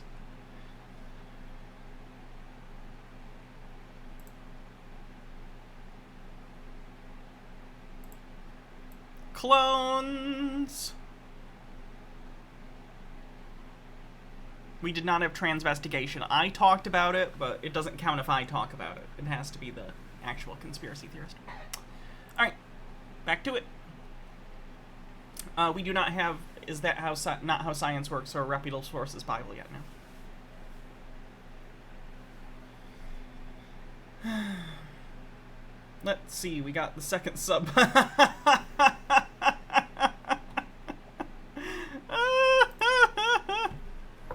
Here's Blu-ray, according to Occult Comics. This dipshit artist just painted Mark Hamill, but this is the best that Goblin could do for good old Blu-ray. Roast him. That's pretty good. I stan Blu-ray, okay?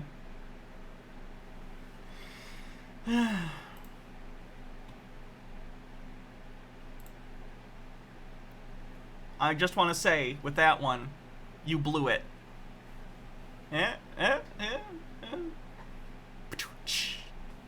Fuck you guys, that was funny.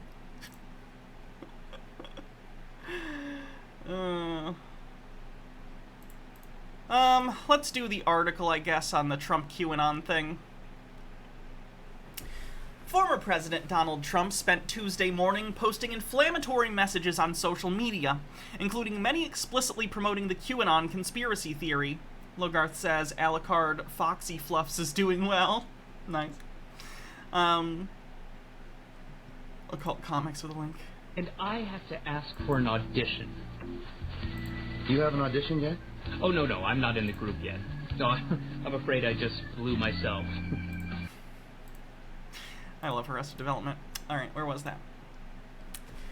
Former President Donald Trump spent Tuesday morning posting inflammatory messages on social media, including many explicitly promoting QAnon conspiracy theories.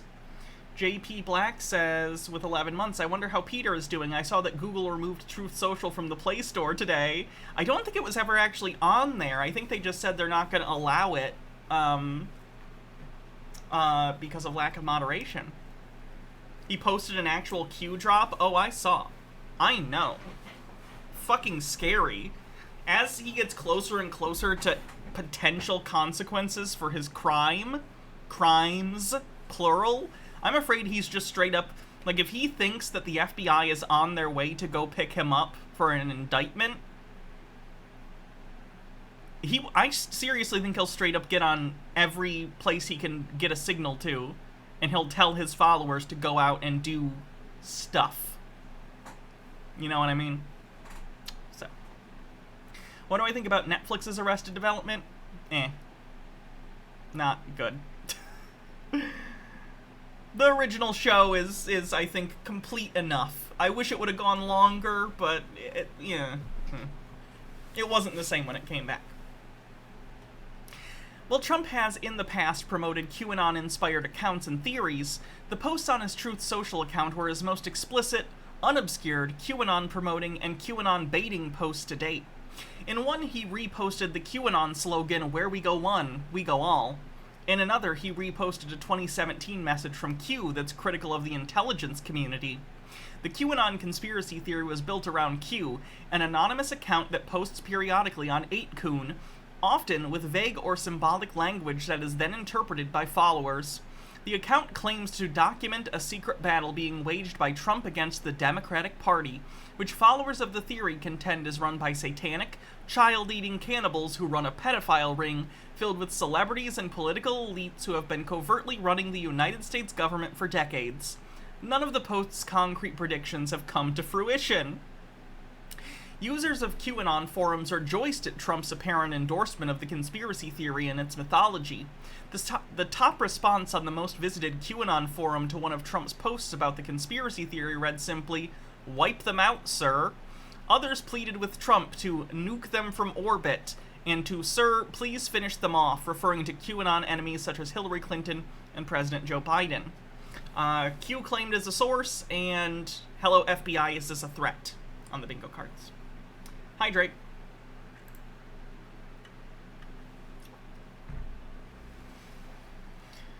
In addition to the QAnon-adjacent posts, Trump shared several conspiracy theories Tuesday on his Truth Social site, and he reposted a picture of Biden, Vice President Kamala Harris, and House Speaker Nancy Pelosi with the words, "Your enemy is not Russia," written in black bars over their eyes.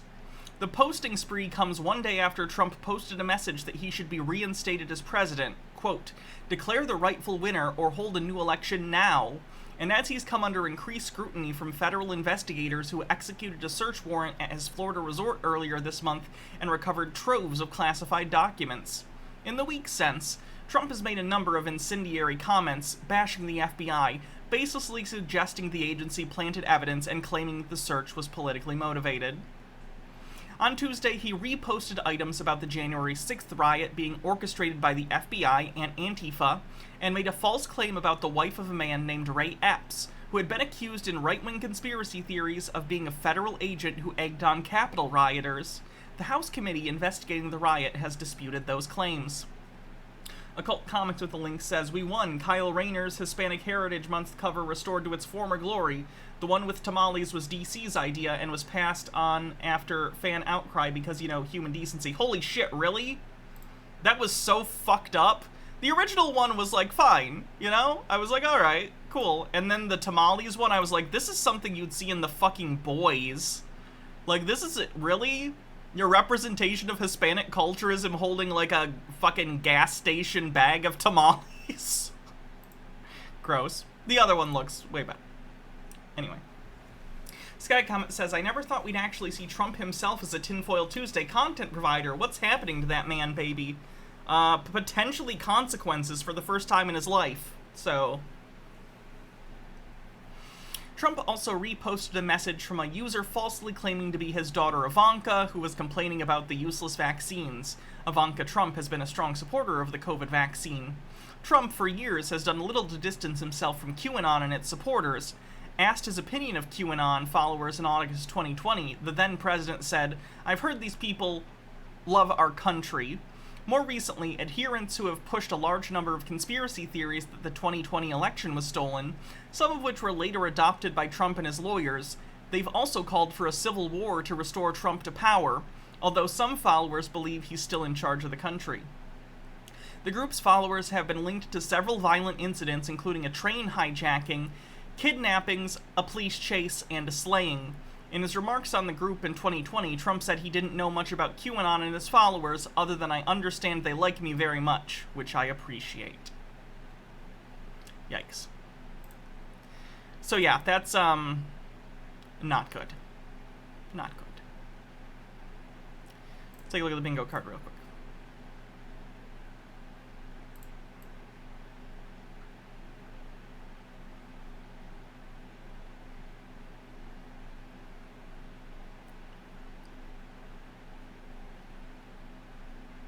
Q claimed as a source. Where's "really wants a civil war?" And "Hello FBI, is this a threat?" Page 2 maybe.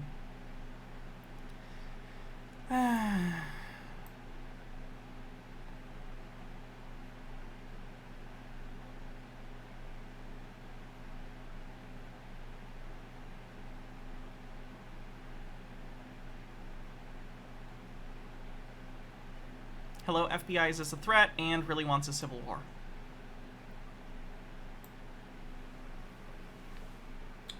Yeah, 4chan, 8chan was mentioned. 61 and 60. Yep. We can do 4chan. They did mention 8chan, so that's fair.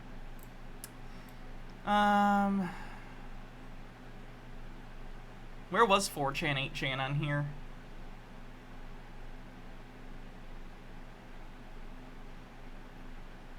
Oh, was it on the other page?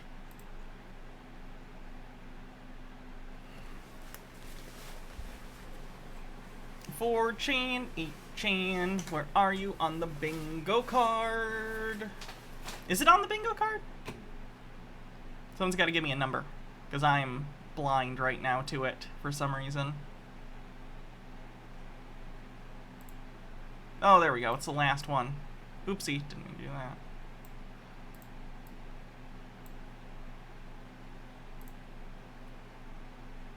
A pun cleanse. Don't make me commit a Melanie. That's a low-tier pun.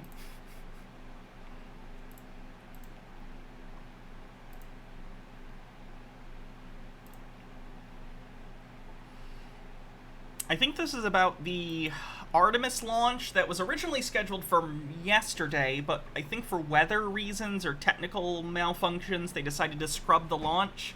I don't know what the tentative new launch date is, but, you know, they're still planning on doing it.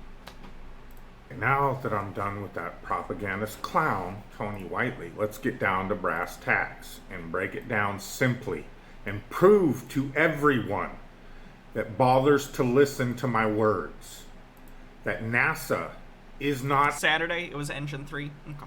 At all interested in helping flat earthers or... Yeah, satanic. Yeah, we already had marked off satanic and ritual child abuse, so yes. Proving their globe, and they are about to... It's always interesting to me when people like Daniel Pratt here say, like, they're trying to prove the globe. No, they're building rockets to go back to the moon. NASA is not interested in proving the Earth is round because it's already been proven. You not accepting the evidence that the Earth is round is your problem, not NASA's. You're in the vast, vast minority. You are outvoted, sir. Canadian Unicorn says, I'm out. I am out. Got to get starting dinner. Have a great stream, Hannah. Have a good dinner. Prove it to everyone. It kind of reminds me, I've been on a kick where I've been watching a lot of Louis Theroux, or rather Louis Theroux documentaries. His Weird Weekend series is pretty good. There's a lot of good stuff. But there was a documentary where he interviewed white supremacists, basically. And he was talking to this mother, and she was like, I don't think we should live in a society where people are equal and blah, blah, blah, blah, blah. I think these things are bad. And this was near the end of the documentary. And he was getting frustrated with her because she had young kids that she was teaching to be white supremacists and had them performing at, like, white supremacist rallies as little kids doing songs and stuff. Those kids aren't neo-Nazis anymore, by the way. They grew up and decided, oh, this is bullshit, so they're not neo-Nazis. So good job to those kids. However, she was talking about how, like, I don't think the world works or whatever as multicultural and blah, blah, blah, blah, blah. And he was so frustrated, and he eventually just said to her, well, guess what? You're outvoted. You're outvoted on this. You're not right. You don't get to be right on this. Like, your racism is never going to be acceptable. You're outvoted. And sometimes I need to tell myself that with stuff like this. When I get frustrated with flat earthers and want so bad to, like, argue with them, I just gotta tell myself, it doesn't matter. They're outvoted.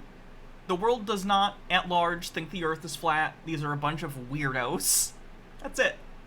Sky Comet says, speaking of the rocket, I'm really excited for the Artemis project. Oh, me too. Tea with Goblin says, relevant to Louis Theroux discourse. Self-help talk. Okay, we'll look at that in a sec. Occult Comic says, okay, this is the last link I post, I swear, but please use this as a cleanse. You reminded me of it with Louis. Oh my god, you both sent me the same link. Double the bits for the same video playing. Them on that Sigma grind. Self-help talks, money walks. Everybody wants to change with a 2-week course. If you're like me, you need a little trick, cause you're currently shit at dealing with conflict. Don't start a fight, don't avoid everything in life. You gotta get it just right. Here's your solution. A role model for your conflict resolution. Superman, too fictitious, and laser vision is a little too vicious. Jesus Christ. Yes, turn the other cheek, but if done every time, it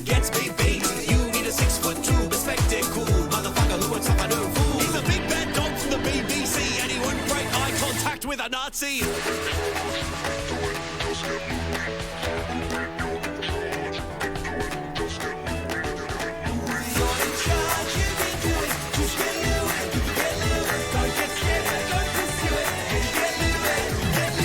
Hey, nice shirt, asshole. I couldn't help but feel there'd been a communication breakdown between the random man that had shouted at me on the street and myself. The fuck is that? Who's speaking right now? Shut up. I regret that I'd lost my temper. I apologize for shouting in anger. But my hopes were through genuine discourse, we could dissolve the tension that had grown between us. Step 1, ask a question. Make it surprisingly genuine. Do you feel the need to comment on other people's shirts because you know your own shirt is shit? Step 2, don't react, don't retract, but don't attack. There's only one rule from here on out. Keep eye contact.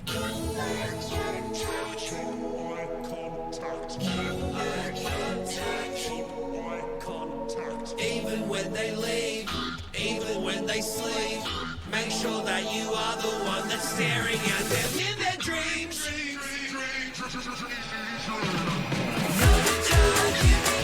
Ask a question, keep control. Stare into their mortal soul. Invade their mind while they're unconscious. Feast upon their weak subconscious. Upon invading the dreams of my most recent victim, I'd begun to feel my host body had become quarrelsome and resistant. Hello? Who's speaking? I am me. I am you. You are me. We are Louis. I don't care. Who, what, why is... Oh my god, what did you do to him? I am Louis. I am Louis. I am Louis. I was beginning to feel... No beginning to feel, no reflective gonzo journalism, and no demonic possession. I am Louis. Louis was meant to resolve conflict. You're just creating more pain. There is no pain, no hurt. There can be no suffering if there is only Louis. I am Louis. I am Louis. This is your house, is it? Stop it now! This is too niche a content! Silence, mortal! You have invoked Louis within your own mind, and for that there is no content too niche, no reference too obscure, no logical progression of joke too stupid and absurd. With thine eyes we see all, every conceivable past, every possible future, and every 12-year-old neo-Nazi, female bodybuilder, ultra-Zionist, and Westboro Baptist member that dares meet our gaze shall join our fold. Assure it to yourself, shall be Louis. I was beginning to feel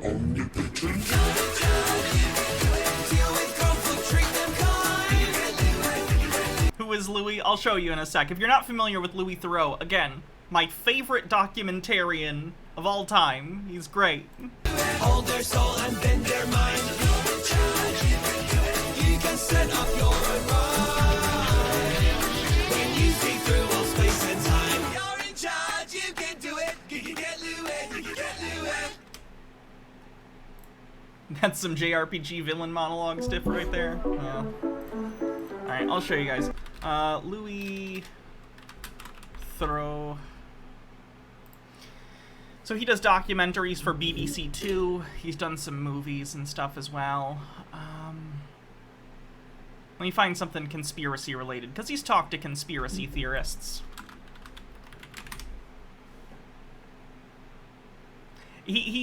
What he likes to do is meet very interesting people and extreme people. So he's met the Westboro Baptist Church.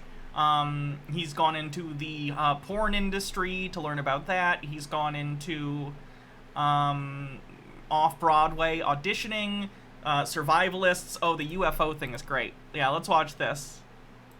UFO chasers and stuff. Scientology. His Scientology movie is really good. Prisons, all sorts of places. He's done stuff on all sorts of topics, and he has just decades worth of work. So if you've never seen Louis Theroux's stuff, you have a lot of really good content. I think he has a podcast too, which I haven't listened to, but he's got just a very calming voice, and the way he deals with conflict is, I'll just say, aspirational. It's not something I could ever do, but I respect it so much. He never, even when he's in the face of, like, literal neo-Nazis telling him the worst things, he just remains level-headed and does the interview, and he gets to the heart of who they are, and it's really interesting. This one's lighter, though. This is him talking with UFO people. So. It's not all very serious. Some of it's just interesting. Sound that's faster than sound? Happened. It'd be like if you said, this light is faster than the speed of light.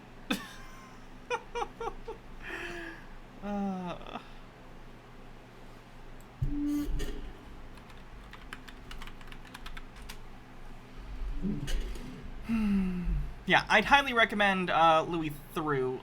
If you haven't seen him, check him out.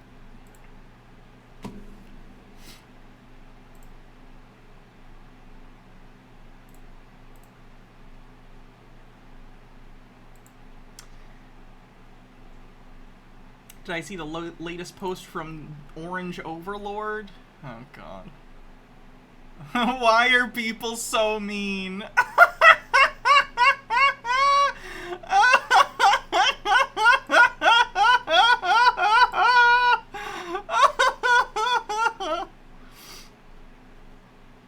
Beautiful. Bummel Homestead says, I'll do the shooting, Thor would do slashing, and the camera person would shit themselves. Rublum says, as someone who has bisected countless sectoids, vipers, and mutton berserkers, I can confirm they have the bones, also the meats. Are we gonna confirm? I can confirm it if you want. Hold on, let me go to Truth Social real quick.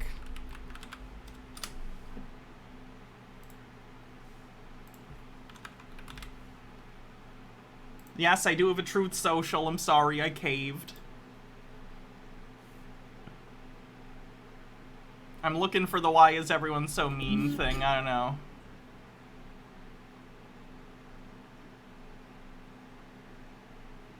I don't see it.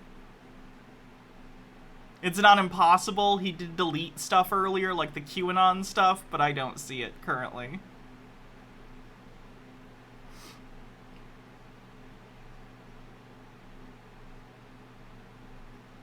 Ba-na-na-na-na, na-na-na.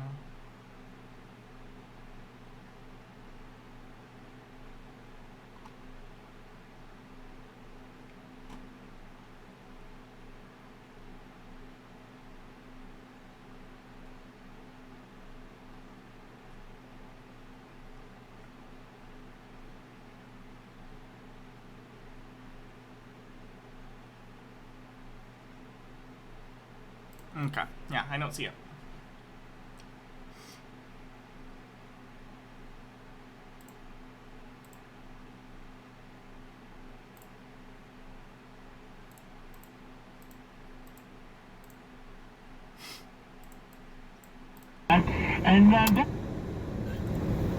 Good morning, good evening, good afternoon, wherever you may be. CC here, Chris, from New York, Westchester County.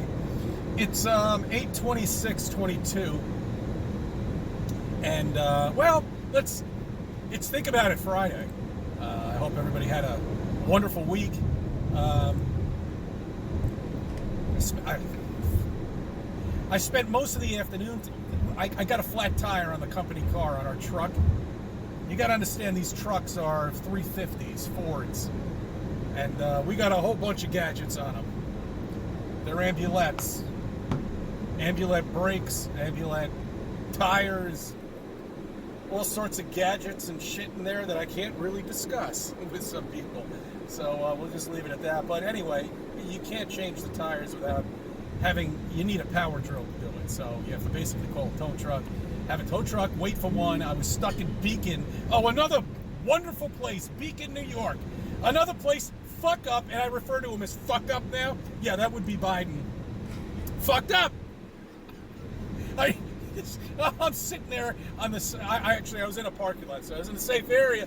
But what a great place! I had one person ask me for a light, and he had a joint in his hand. That's great, wonderful. Does he think Biden invented marijuana? How is that Biden's fault that someone there had weed? Goddamn Biden, there's a man minding his own business and smoking a joint next to me. I think in a state where it's legal. Yeah, New York legalized it. It's legal in the state. I don't know if public consumption is, but I don't give a shit. I'm not a narc.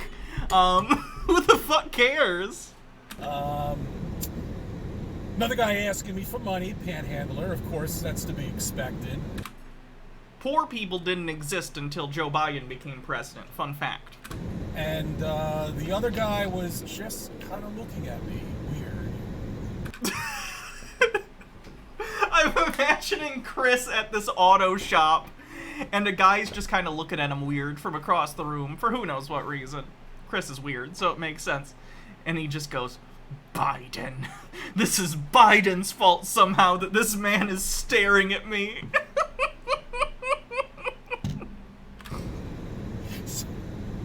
Another, hey, fuck up. Where is fuck up anyway? Did he get back from COVID and vacation? Is he back yet? That's right, he is back. Now he's gonna make everybody pay for the fucking student loans. Great idea. How much is it now? Another trillion? Come on, why not? Quadrillion? The deficit is actually lower this year under Biden than it was under Trump. Fun fact. It's actually pretty common. The deficit shrinks under Democrats and grows under Republicans. I wonder why. Logard says he's just staring at me menacingly. Fuck it! You know, let's go with Trinquillion. How about it? And let's just get into debt. You know, we gotta love. I need to put doesn't understand how national debt works on the bingo card at some point. It's America. Come on, we got all the money in the world. We can just print. Most of the country's debt is owned domestically in the form of government bonds. It's fine. Lily Love Stuff says, my neighbor left a note on my door complaining about weed smells. I live in a house with a detached yard. It's legal where we live, and was she assuming it was my house because we're the only not white people on the street? Probably racist. All sorts of shit and cause a major disaster. But nobody listens to me. You know why? Why? Listen the fuck up. He does such a great job, doesn't he? Anyway. I want to talk to you about a couple things. I don't know how I'm going to say this gently to you, because I know some of you may have a relative or somebody that you know in a nursing home. But my years of experience with this, and this is another thing too that I want to, I don't know if I'm going to get into. This is a different video about career things going on, but. Link to the Trump post. Let me see. Oh, okay, he did tweet that. My bad. Yeah. Nice. That's funny. I believe that they're killing these patients. Not all of them. That's quite a claim, Chris. I think individual ones. Okay. I don't know. I could be wrong. You are. Just let me nip that in the bud right now. You are wrong, Chris. You are wrong about so many things. I would need to sit you down and create a syllabus just to start with correcting the wrong things you believe. I hope to God I am. I want to take an example of this guy that I have been dealing with and other people. Expert makes claim outside of his field. Chris isn't an expert in anything, so no. In the company I've been dealing with too. Now, I don't deal with them every single day. Sometimes I see him, sometimes I don't. Transport. When I did the discharge, which means he gets picked up at his house and goes to the nursing home. That's not a good sign, usually. Oh, for those who don't know, Chris transports people from hospitals and old folks' homes back and forth. That's what he does for a living. He works for a private company that contracts with hospitals and retirement homes to, like, move the elderly back and forth. First time I picked him up, he was not all there, you know what I'm saying, but he, when I pulled up. Chris isn't vaccinated, by the way. In the transport, he's like, yeah! Or at the very least, he claims to not be. I guess it's possible he did so for his job and just lied about it to his audience, but he says he's not. Hell yeah! There we go! Because it's all souped up and it's got all sorts of stuff. Anyway, but you can see he was there, for that moment. I just dealt with him today and he's gone. Such a blue-collar guy. Look at his blue-collar car with a sunroof. He's really struggling. He lives in Westchester. I don't think he's struggling. What I've noticed is when people are just sleeping, and I mean literally just sleeping in their wheelchair, head is back, it's not a good sign, you know. But this just recently happened because I did the discharge about 3 weeks ago, you know, so I don't know, in such a short period of time, I could be wrong. Maybe it's health issues. Maybe it's something else. I'm not a doctor, so I have no fucking idea, you know, what exactly is going on. But anyway, I have just saw a drastic plunge with him. I don't think he's going to make it another 2 weeks. I really don't. He might not. If you're old and you get sick, you might die. If you're young and you get sick, you might die. But it's more likely if you're older. You know, God rest his soul if he doesn't. Because that one time I did take him and we had a brief chat, didn't really understand everything that I was talking about. No, I didn't bring up flat earth. I don't do that with patients. These people are 85 years old. They're 90 years old. They're done. They're at the end of their lives, you know? They're in a nursing home. The last thing that they need to know about is something like that. It might give them a fucking heart attack. You know what I'm saying? You know, no, I'm not going to bring that up with them unless if I throw little tidbits out there. You know what I mean? Occult Comics says, I've been made aware of a question. Does radiant damage count as radiation damage? Does it cause cancer, radiation, poisoning to its targets? How do paladins cope with this? No. Radiant damage in D&D is divine, basically direct divine power. It's not radiation, it's divine magical energy. So no, it's not radioactive. I'm sure you could, if you wanted, homebrew that, but no, it's not radioactive. But most of them don't know what the hell is going on anyway, so most of the people that I deal with. See, there I go again. Just fucking ramming. All right, anyway, look. I want to talk to you about a couple things, okay? EMP, electromagnetic pulse. What is he going to go off on here? Discordant Vol with 100 bits says, oh, hey, it's Cece's sickening radiance, Hannah. Duke Desiree says, my dad had a Ford 350. It's a huge diesel truck with dual back wheels. It's friggin' expensive. If you own one, you're not blue collar. Endlessly Love Stuff with 50 bits says, my great-grandma was so hopped up on Xanax the last 20 years of her life, and she would have pretended to be senile just to end that conversation with Cece. Okay. When something like that happens, and it's dumped on a city, or dumped anywhere for that matter, we go back to 1800s. That means all electronical boards that are not covered and shielded with lead are killed. Dead. Okay? That means all the cars, everything, all the electricity, everything that's running us is dead. Okay? Unless if it's... KBS says no. Expound, KBS. I don't know anything about electronics or how they are currently engineered. I have no idea how it works.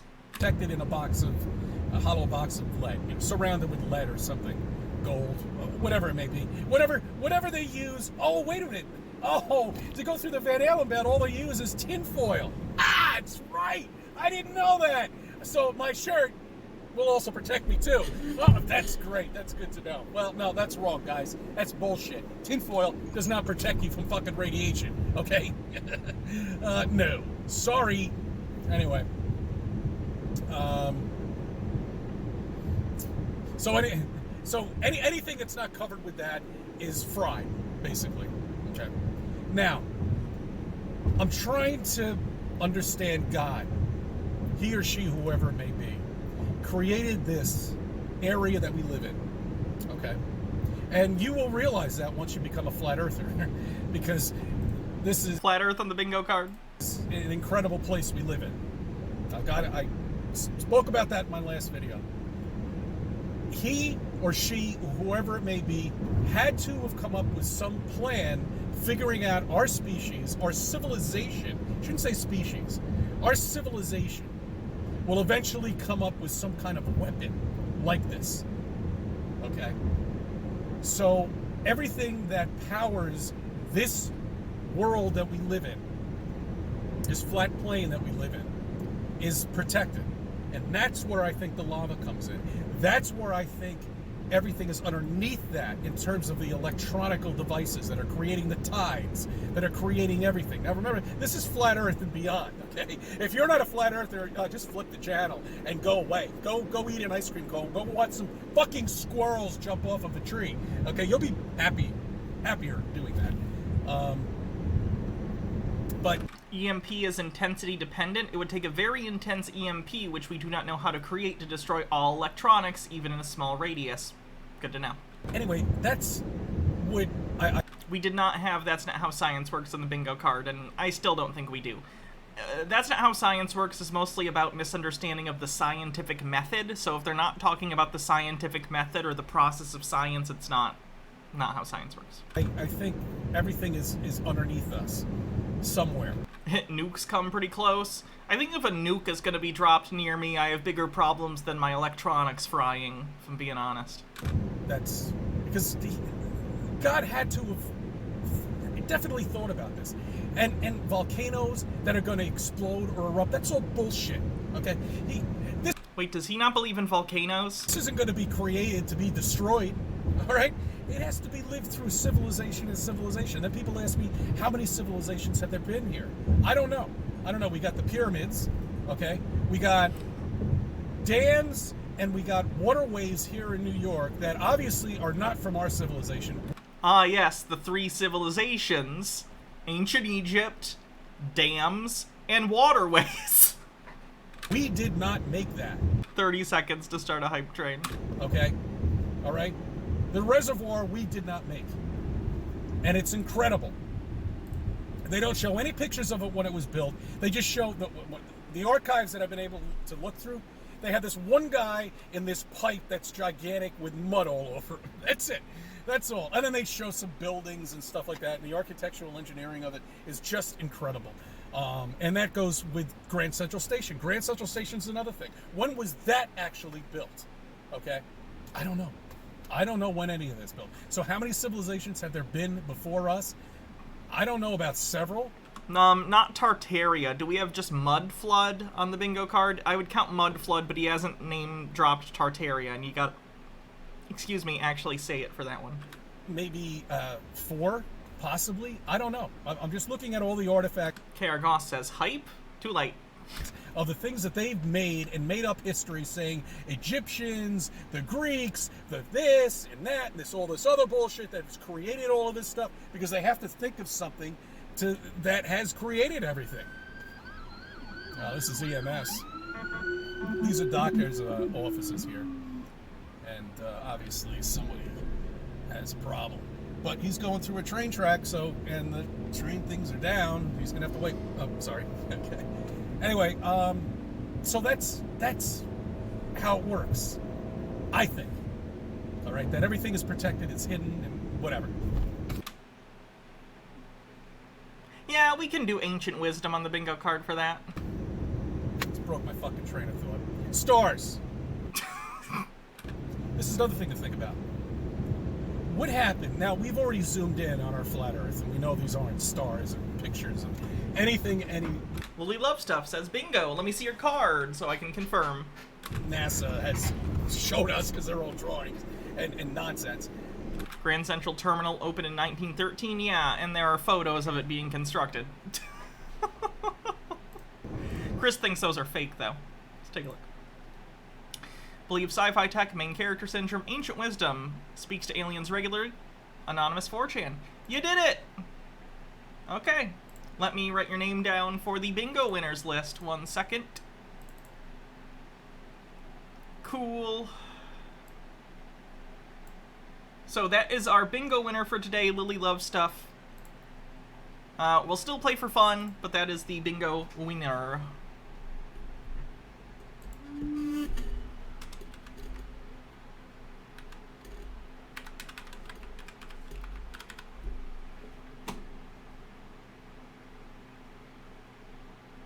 Save. You also have a bingo? I will check it, but someone already won. But I'll check for you, so you can know. Really wants a civil war? Ancient wisdom, free space, Clinton's, QAnon. Yep. Lily was quicker, though. So she gets the win. Sorry. DM Trey with a link. Breaking. Truth Social rejected by Google Play for failure to moderate violent content. This cuts Trump off from Android users, 44% of Americans. It gets worse for Trump. Google standards are usually weaker than Apple's, so they'll likely get booted from iOS too. How's the stock doing? Ooh, bad. Peter's invested in this, by the way. You'll bankroll another gift sub. It was... who was the second person? It was DM Trey, but DM Trey already has a gift sub. But if you want to gift it randomly, feel free. Tucker White says, to be fair, Grand Central Terminal was built by a company that no longer exists, so in a roundabout way, it's kind of like a relic of a lost civilization. If we stretch the definitions a lot. This is the chart for Truth Social's stock over the last year, by the way. If you want to see, I think Peter bought in around here when it was like in the 50s or 60s, and now it's down to 24, so there's a whole subreddit for people who follow that stock and are investors, and it is one of the most delusional places ever. Honestly, that could probably be Tinfoil Tuesday in and of itself, because it's crazy. What happened? Krennic Cuttlefish says, Peter really has the reverse Midas touch. Everything he touches turns to crap. Honestly, a good investment strategy would probably be looking at Peter's portfolio and shorting every company that he has long puts on. What happens if we are one of those lights that are up there? There are billions and billions and billions and billions of them, you know?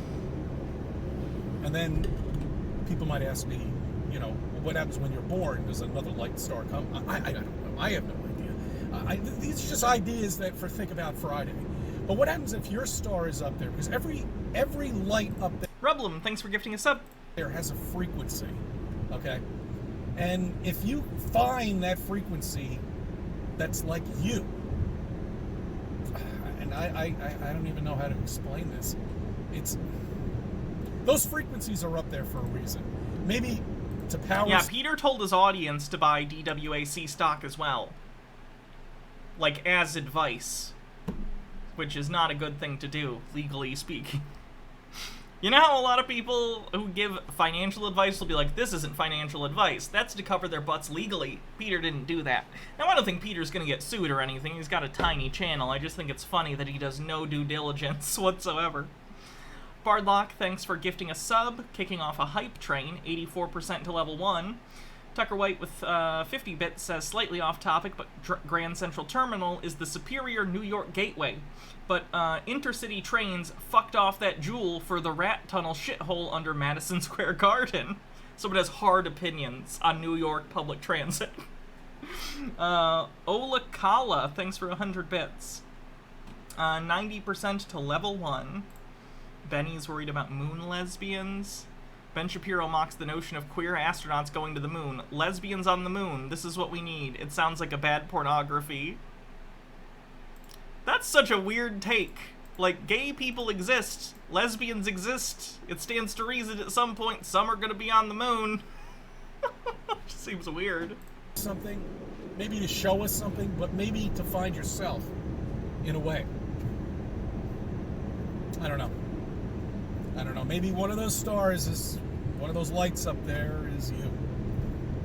What? Mr. Whiskers with 50 bits says, saved just enough bits to get in on this train. Thank you. Possibly. Sally Ride was gay? Oh. And that frequency that's emitted from that light is your frequency. And when you figure that out and you combine yourself and you understand what that frequency is in terms of music or something, maybe you find yourself.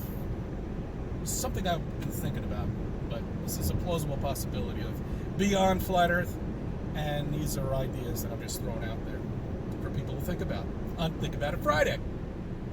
All right, I'll probably put some videos out, and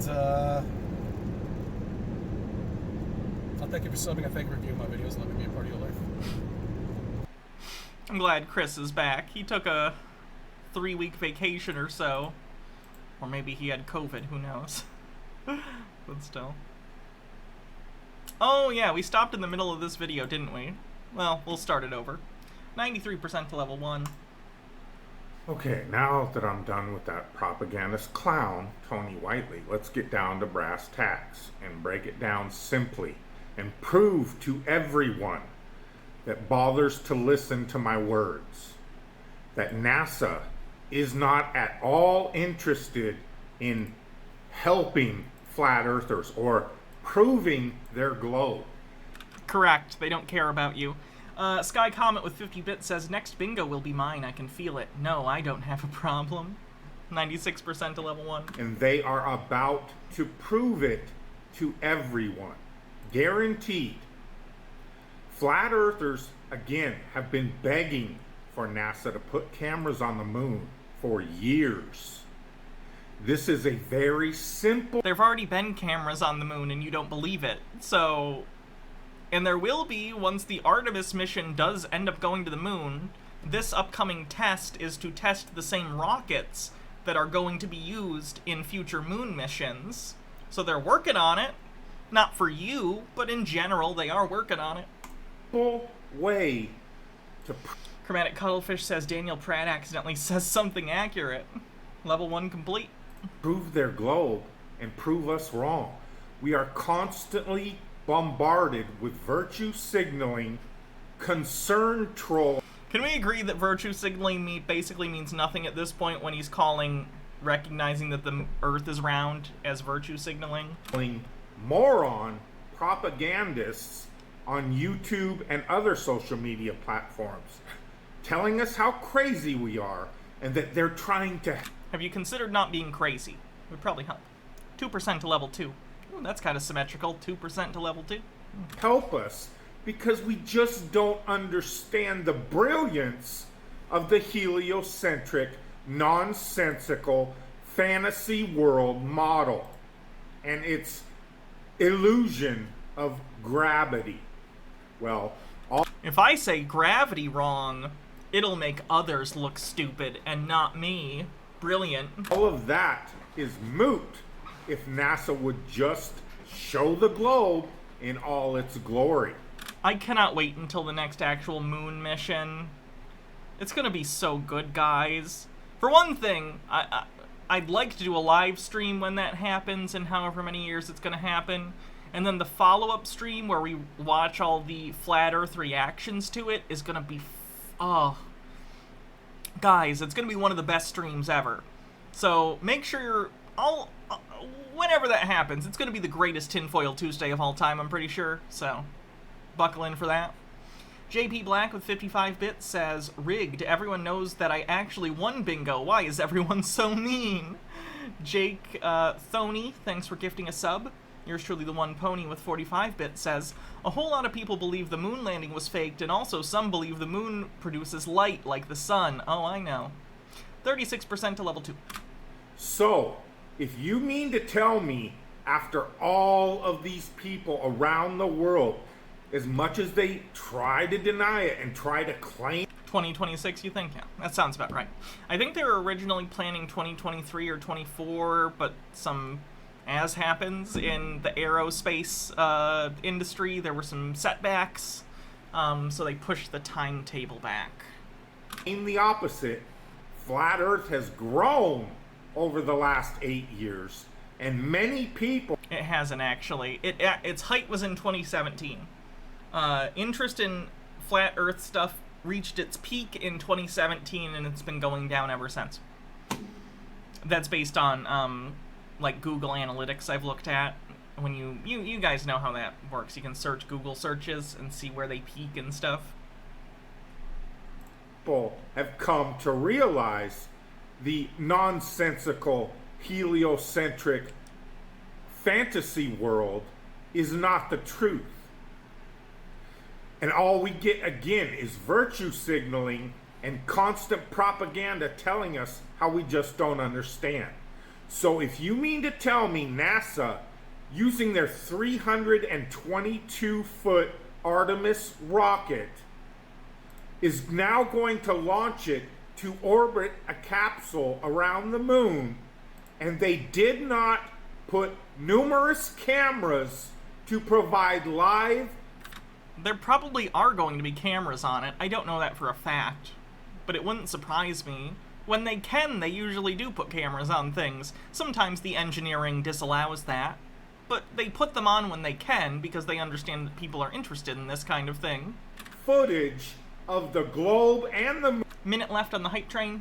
36% to level 2. moon in this process that proves they are not interested in proving their globe. We flat earthers are the only people on this earth that know why that is. Because the globe doesn't exist. Hey! Neemsor. Just bottomless pockets in here. Neemsor gifts 10 tier 1 subs. God damn. You're always so generous. I really appreciate it. Thank you so much. Discordant Vol with 100 bits says, no, it's not that you don't understand, it's that you don't want to. And yours truly, the One Pony, says, I just realized Jake did an interview with Telltale a while back. When will you do one with him? I don't know who that is. 82% to level 4. And you cannot prove what doesn't Bellstar with 100 bits. exist. And NASA is about to prove that to the world with their 322-foot Skull and Bones sponsored rocket launch that will show no live footage of their fake globe in the process. And for that, we thank you, NASA. NASA, again, the ISS, which isn't just NASA, although I guess now it's just the European Space Agency and NASA, because I think Russia pulled out of the ISS because of dumb political shit. There's a live camera on the ISS 24 hours a day, except for when they're making repairs. So you can see live footage of the Earth basically anytime you want. Procagom says, alright chat, Neemsor is at 555 and I'm at 666. We need to finish the chain all the way down. Alright, someone give 444 subs right now. 88% to level 4. You better... If you're a secret millionaire in the chat, now's the time to make your move. Joking. Blow that fucking rocket up before it ever reaches the stratosphere. Otherwise... Did he just sarcastically say stratosphere because he doesn't think the stratosphere exists? You will expose. You are not interested in proving flat earthers wrong because you... Jake Thoney, thanks for 100 bits. Hydrate. Can't prove us wrong, you fucking idiots. Thanks.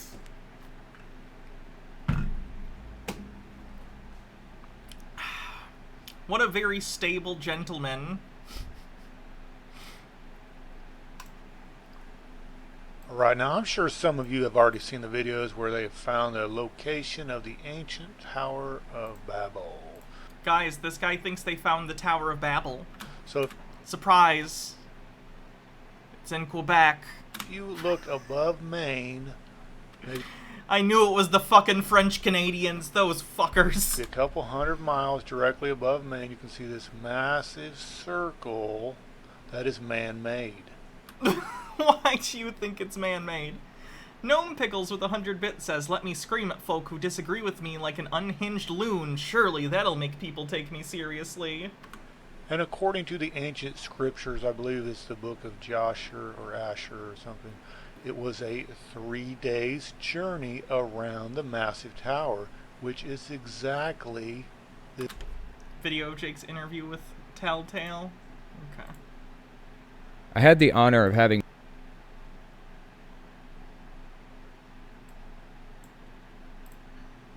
which keeps getting demonetized most of the book over time because I really liked. I don't know why I've had such an easy time of it when others have not. It kind of blows my mind. I think, I mean,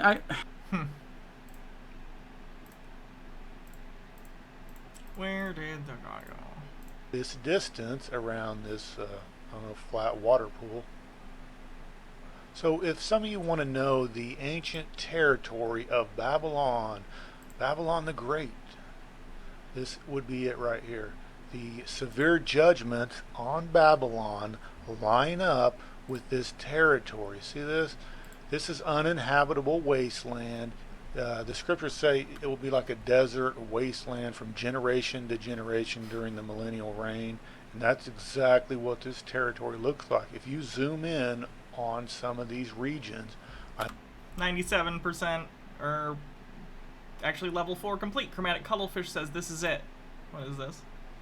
Oh, Manicougan Reservoir. Manicougan Reservoir, aka Lake Manicougan, is an annular lake in central Quebec, Canada, covering an area of 1,942 square kilometers.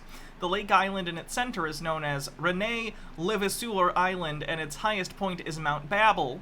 The structure was created 214 plus or minus 1 million years ago in the late Triassic by the impact of a meteorite in 3 miles in diameter. The lake and island are clearly seen from space and are sometimes called the Eye of Quebec. Oh, interesting. So an asteroid did it. Cool. 1% to level 5. I mean, it is. DJ Shea with 45-bit says, Telltale is an ex-Jehovah's Witness who built his YouTube channel breaking down various Christian cults and more recently Trump cultism in the U.S. Christian circles. Well, I wish you'd interview me. Gnome Pickles with 100-bit says, this reminds me of the time I found someone who said that white people were the real chosen of God. I'm gonna need to see if I can find the video with the 100 proofs again. Ew. After Act with 100-bit says, fun fact, in northern Quebec there are 2 meteorite craters that are nearly right on top of each other. Logarth says, a wizard did it by casting meteor. A desert wasteland with swamp.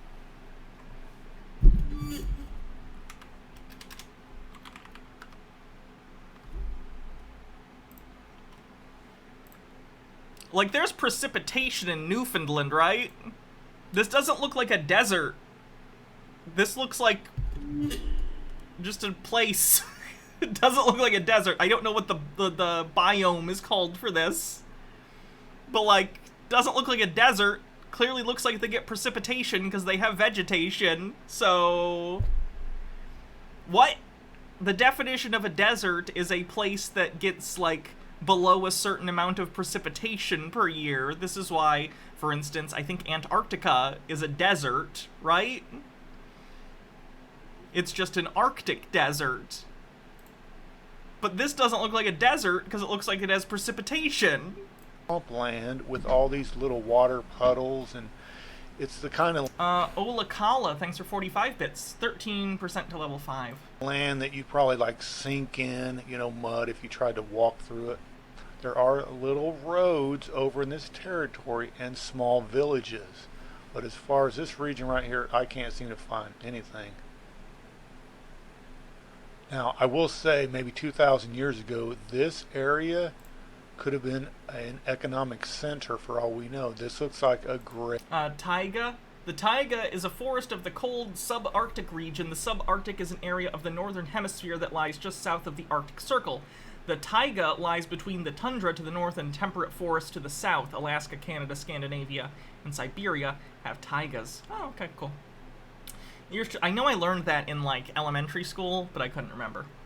Thank you for the refresher. Yours truly, the One Pony, says, if the Tower of Babel is there, then the Garden of Eden has to be in Jackson County, Missouri. I understood that reference.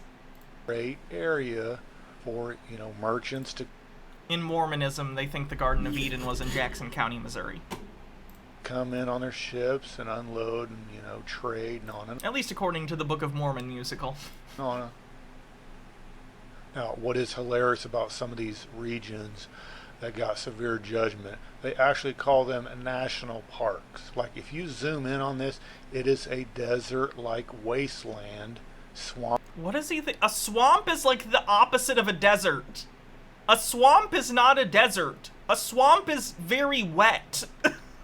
Retro Pastiche with 100 bits. 17% to level 5 with 40 seconds left. Swampy land, and it is completely uninhabitable. Would this be doesn't understand architecture? Nah, because it's not really an architecture thing. Habitable, just like the scriptures say on some of the territories of Babylon, the severe judgment. Alright, let's take a look at the incredible round circle where the 35-mile diameter tower would have stood. my green dots right here, if you were to remove some of this land, it would be a perfect circle. And as some of you... If you took away all the parts that make this not a perfect circle, then it would be a perfect circle.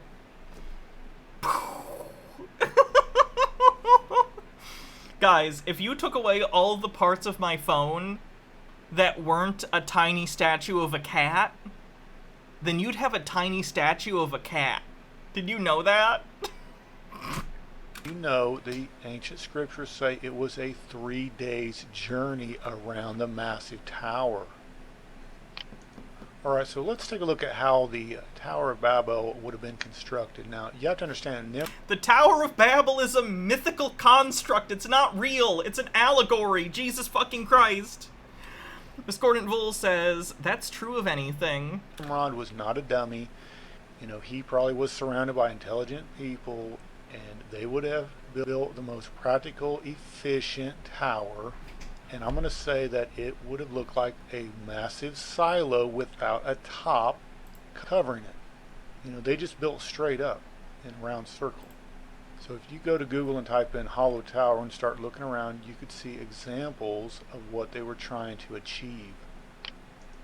So if you've ever seen a railroad where the ties stick out the side, this is for, you know, years ago they had like telephone wires and all this. This is most likely what the tower would have looked like. They would have had walkways on the inside and the outside while they are building directly up. You know, they may have had hoist levees, ropes to, you know, pull bricks thousands of feet up in the air, and they would have tried to make it as efficient as possible. See, this is a great example. Imagine walkways on the inside and the outside walls going up while they build directly up. And I do believe what they were trying to accomplish would look like a silo without a top covering it. Right? You're not going to put a top over a 36 or 35 mile diameter structure. Not going to happen. Okay, so they can build a 35-mile structure, but of course they can't put a roof on it. The fuck kind of weird standard is that, you goddamn weirdo? But you can see it was a clever design to try to reach heaven. I do believe... It's not. We've been to space. There's no heaven up there. It's just space. There's fucking clouds. And then you keep going, and then you can't breathe, and then you need a spacesuit, and then you're in space. I don't know if Nimrod got inside knowledge from... Where were you when they built the tower to heaven? Fallen angels or whatever, he may have believed heaven was 200 or 300 miles above the earth. And that's why they built the tower at 35, 36 miles from one end to the other. Because they needed to build at least 200 miles up. Heaven is 200 miles up, confirmed. Now I do have to let you all know, some of these knowledge channels, they are confused. These are the mountains inside of the massive circle. What I'm trying to tell you, this is not the Tower of Babel. You understand? The tower is the round circle where you see the water. That was the footing. These mountains, these were here before the tower was constructed, and they are standing after the tower is removed. They built a tower on top of a bunch of uneven mountains? I feel like that's not how towers work. This is not a 3 days journey around this mountain. This is not the Tower of Babel. Discordant Vul says, remember the Tower of Babel and Xenogears? That was such a pain. I've never played it. This is simply a mountain range and rocks that were inside of the massive circle. Now, I do have to let you know, I do applaud this channel, this UB TV. It's got 52,000 subscribers. This is a video. It has 45,000 views. He figured out this knowledge all the way back in 2019. So I do applaud this guy. But I think even he is confused about the Tower of Babel. All right. The round circle of water, that is where the tower stood. It was not on the inside. Read the scriptures of, is it Joshua or Asher or something? Logarth says, remember the Tower of Babel in FF4? That was a hoot. In my favor, the four fiends fight Rubicant. I didn't understand any of that. Yours truly, the one pony with 45 bits, says if you want to do an interview with Telltale, just go to his email. He reads his mail on his stream. He'll respond. I don't want to be... that seems desperate and pathetic to me. I'm not going to do that. I'm not going to go to someone and be like, can I come on your show? It's a 3 days journey around the massive tower. Now, I do have some mind-blowing knowledge. See, I have looked at the maps all the way around the territory of Babylon, and there's only one area. Remember, the scriptures say, or the book of Revelation says, that the King of Heaven is going to split that great city Babylon into 3 sections. The severe judgment, the burning. Babylon, that great city Babylon, where the merchants of the earth stood afar off and watched her torment and burn and all this. There's only one area on a map where a great city in the territory of Babylon is split into 3 sections. Are you all ready for this? Hang on. Here it is, right? A few years back, he said he would love to talk to you and Jake. Okay. Maybe I'll reach out to him then. Here. If you look at New York City, it is split into 3 sections. You have 1, then you have 2, and then you have 3. Y'all see this?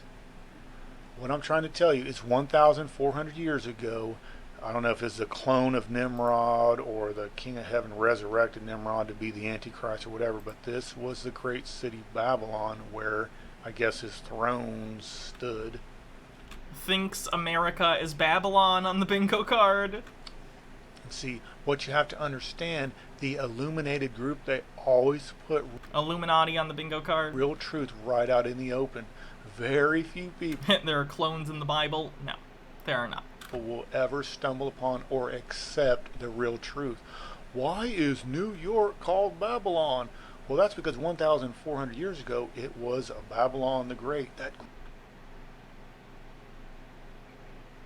That's literally a town in New York, the state. New York State called Babylon. Great city. Is he even reading what he's looking at? Babylon, New York. The town of Babylon is one of the 10 towns in Suffolk County, New York, United States. It's a town called Babylon. That doesn't make it biblical Babylon, you dumb. Lily Love Stuff says he circled New Jersey as if it were part of New York. Babylon. Yeah, no. That's Nightwing's territory, okay? You can't combine them. It is in the territory of ancient Babylon. Always remember, the illuminated group always puts real truth right out in the open. They deliberately named this big round circle the Lewis Babel Ecological Reserve. I mean, they are putting truth right out in the open. This is where the massive silo of bricks, billions and billions of bricks, millions of people were involved in this massive tower, and they actually built 1.5 miles or 1.6 miles up in the air. You are talking incredible achievement what these crazy, heaven-hating psychos were doing.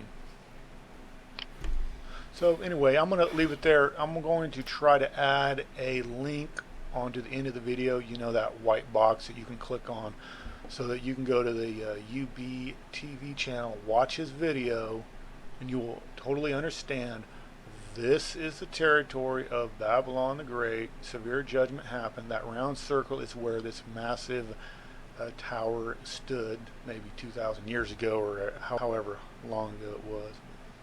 If anyone has any good knowledge or anything to add to the video, just leave a comment under the video. Interesting guy. Drop today. Paka, Miss Paka, peace and blessings, family. I got a short drop today, but it's jewels, I promise.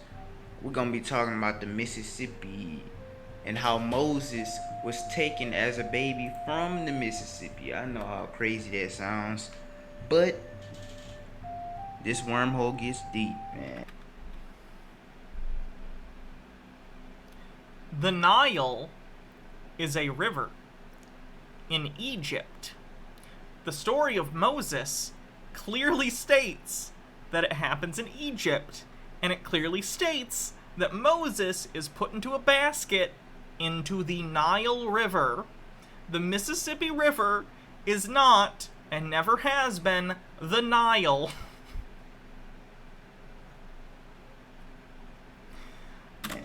This word Nile, the Nile River, we think that Moses was taken from the Nile River, right? But when you go into the KJV, the King James Version, one of the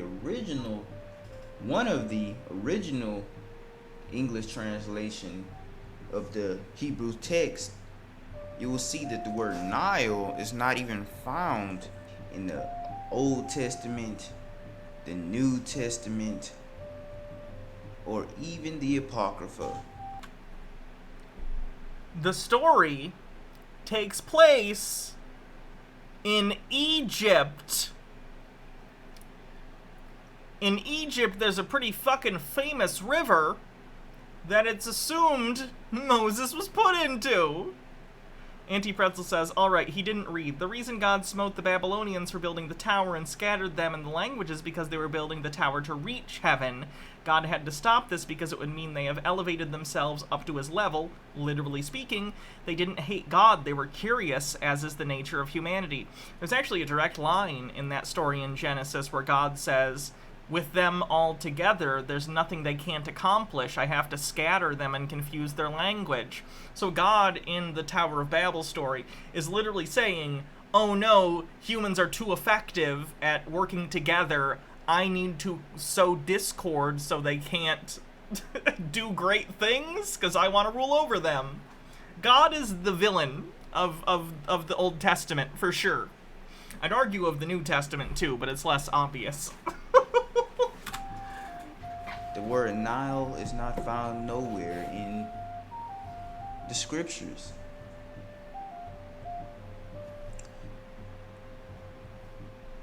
Now, when we examine this word Nile, what does it mean? The word Nile comes from the Greek Nilos. Now, what does it mean? Great river, right? Great river. Gnome Pickle says God is a cosmic horror refusing to let his ant farm free, apparently. Same thing with Mississippi. Mississippi. The name Mississippi comes from the French Mississippi, the French rendering of the Native American Anishinaabe. This is actually pretty common. The same thing happened in the UK when Romans took over.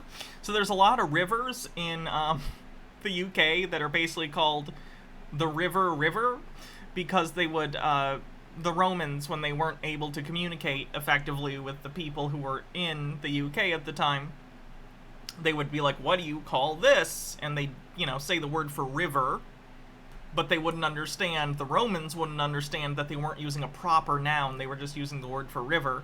So some rivers just have the name River. That's not uncommon. Name for the river Mississippi, meaning great river. Again, somebody is copying someone else. Or humans have a tendency to do things as simply as possible, and if you live in a region and there's basically only one big river that is a main geographical feature that not only is important to your culture but integral to keeping your culture alive, the Nile River is literally the reason Egypt even exists as a society, then maybe it just makes sense to call it the Great River. Because why wouldn't ya? Why wouldn't you do that? It's the river. It's the river that you know about. So we already looked at the word Nile, and that word is Greek, right? And this is a Native American word, Anishinaabe, right? And these, not all Native Americans are Israelites. In fact, most Native Americans are heathens. And these I'm not a fan of that. Anishinaabe people are the real organic Mitzris. The people who dwelled in Mitzrayim, not Egypt. Egypt is not found in the Hebrew text. The word Mitzrayim is. Egypt is an artificial title for Mitzrayim. Mitzrayim is in North America. That's where you get Mississippi from. That's what we talking about. Mississippi, great river, right? Now, Mississippi is 2 words. And in any language except for English, the noun goes before the adjective. So Mizzy meaning river and Zibby meaning great. Mizzy meaning river, Zibby meaning great, right? So yeah, I got this from an Instagram post. This is my Instagram account, Strength of Yisrael. Post drops on there daily, so you might want to check that out. What does Moses' name mean? Moses or Moshe is a male given name after the biblical figure Moses according to the Torah. The name Moses comes from the Hebrew verb meaning to pull out, to draw out of the water. Now the question is, Moses means to pull out and to draw out of the water. So what water are we talking about? And who the gave Nile. Him that name? Let's keep reading. And the infant Moses was given this name by Pharaoh's daughter after rescuing him from the Nile. See, they put from the Nile, right? They put from the Nile. See how they try to throw you off? They're not trying to throw you off, you're wrong. The scripture didn't say he was rescued from the Nile. The scripture said he was rescued from the river. It said from the river, right? And to the Egyptians, the river was the Nile. It didn't specify on which river. So this was a name given to Moses by an Egyptian, a Mitzri, right? A Mitzri. And it means to pull out, to draw out of the water. So what water are we talking about? Moshe, Moshi, Missy, Moses, Mrs., Mississippi.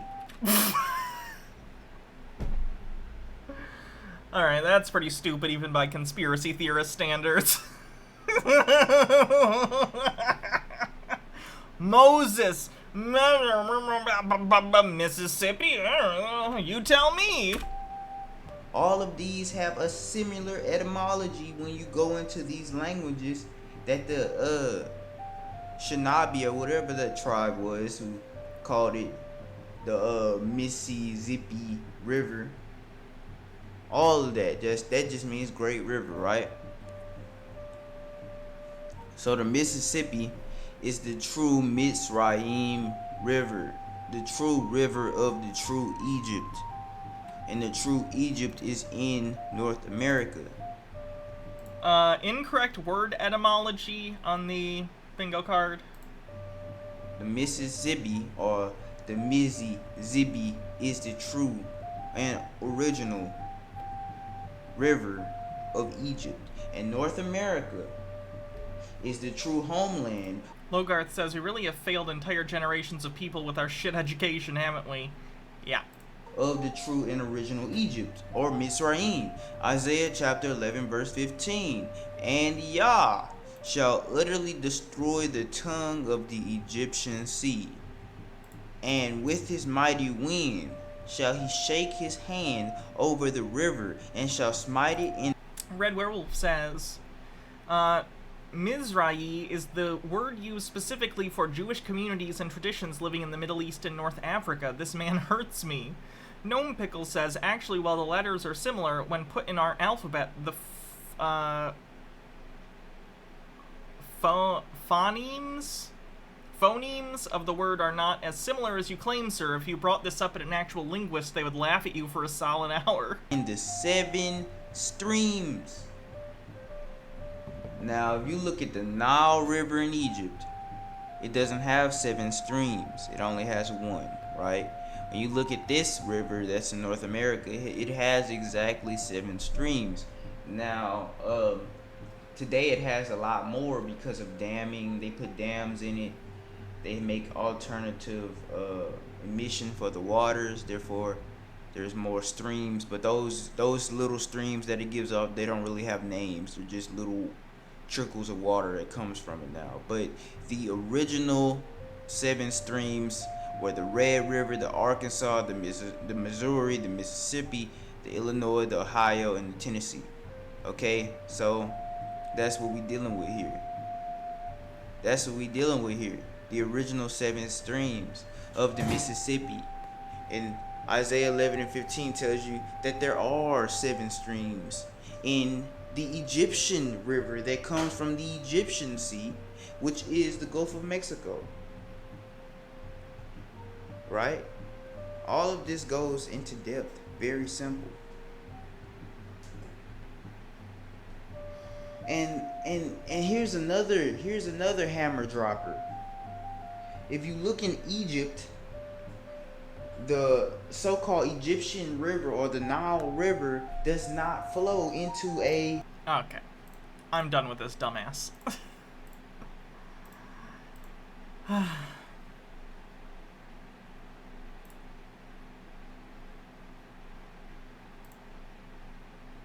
This is the... Linguists be like... Now comes the part where we throw our heads back and laugh. Ready? Ready!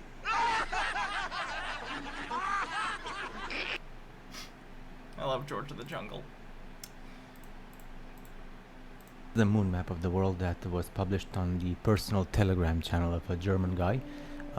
Again, I don't know who is first. If Vibes of Cosmos was first, or if this German guy on Telegram is first. If you follow me. The moon map of the world, for those who don't know, is usually a flat earther thing, though not always, where they think that the craters on the moon are somehow a reflection of Earth, and that by projecting the craters on the moon onto the Earth as if they are land masses gives you a better understanding of how the world actually looks outside the ice wall that they think exists on flat Earth. You know who Vibes of Cosmos is? As far as I can understand, what he did, this German guy, was the recreation of the Vibes of Cosmos stuff manually, and then he added more stuff, and there are like certain things that we're gonna research again. It's in German, by the way, like additional information. So 90% of this is identical to Vibes of Cosmos, and then there's additional information. So I don't know if like what he writes here, because it does look like what's misunderstood as the ice wall, because we don't know if the forbidden continents beyond latitude 60 is everything ice or just partially ice. It's probably just partially ice, and then there's like continents with good weather and where you can live. Basing that on nothing. That's literally just... First of all, those places don't exist, so you know there's no evidence, but he's just basing that off feelings, I guess? As you can see, there's literally no data he could be gathering to make that assessment, so he's just saying feelings. He added the Germans here, so according to him, just like on the Vibes of Cosmos map, but on that map we don't know anything about Terra Vista, but according to him, this is where the German bases are located. So the Germans who escaped or left this known world and they don't care anymore, and they live in that side, so it could be that. Why is there a swastika on this map? I just noticed on the... There's swastikas all over. You see on the left in like the ocean, and the bottom left, there are little swastikas. The enemy of this world, what this world considers as the enemy, are the Germans here, who knows.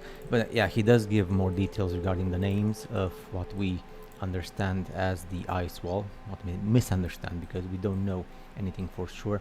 We just know that it's forbidden to explore in a straight line with ships and planes, and that's why the reason why it's forbidden, because there's land and continents, and we are not allowed to explore additional extra land. You know, extraterrestrial, extra and terra, 2 different worlds, which means extra land, and that's something that people are afraid of acknowledging.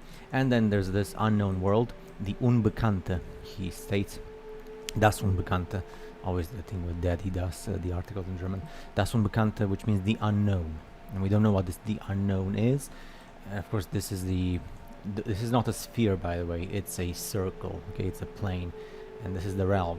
Now, this information, I always tell people, and I always tell you guys as well. You cannot just take something and put it in stone.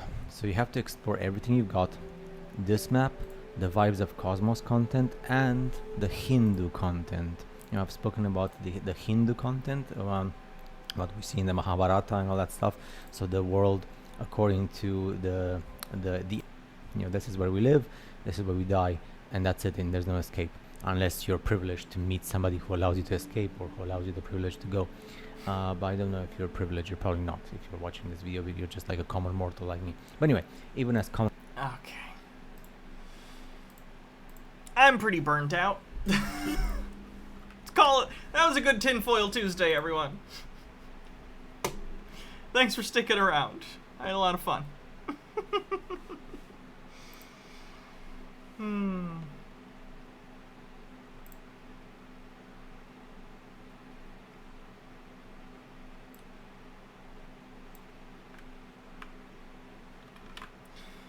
Alright, have a good night, everyone. I hope you had a fun Tinfoil Tuesday with me. I'll see you guys tomorrow for some other kind of stream for the last day of the month. I did decide the patron stream will be this weekend, and we're just going to do 2 in September to make up for me missing one this August, because I was planning on doing one the previous weekend, but some other stuff got in the way, so we're going to be doing 2 in September. So if you want to, you can still become a patron here, and you can join the patron live stream this weekend if you'd like to do that. Other than that, let's do a raid.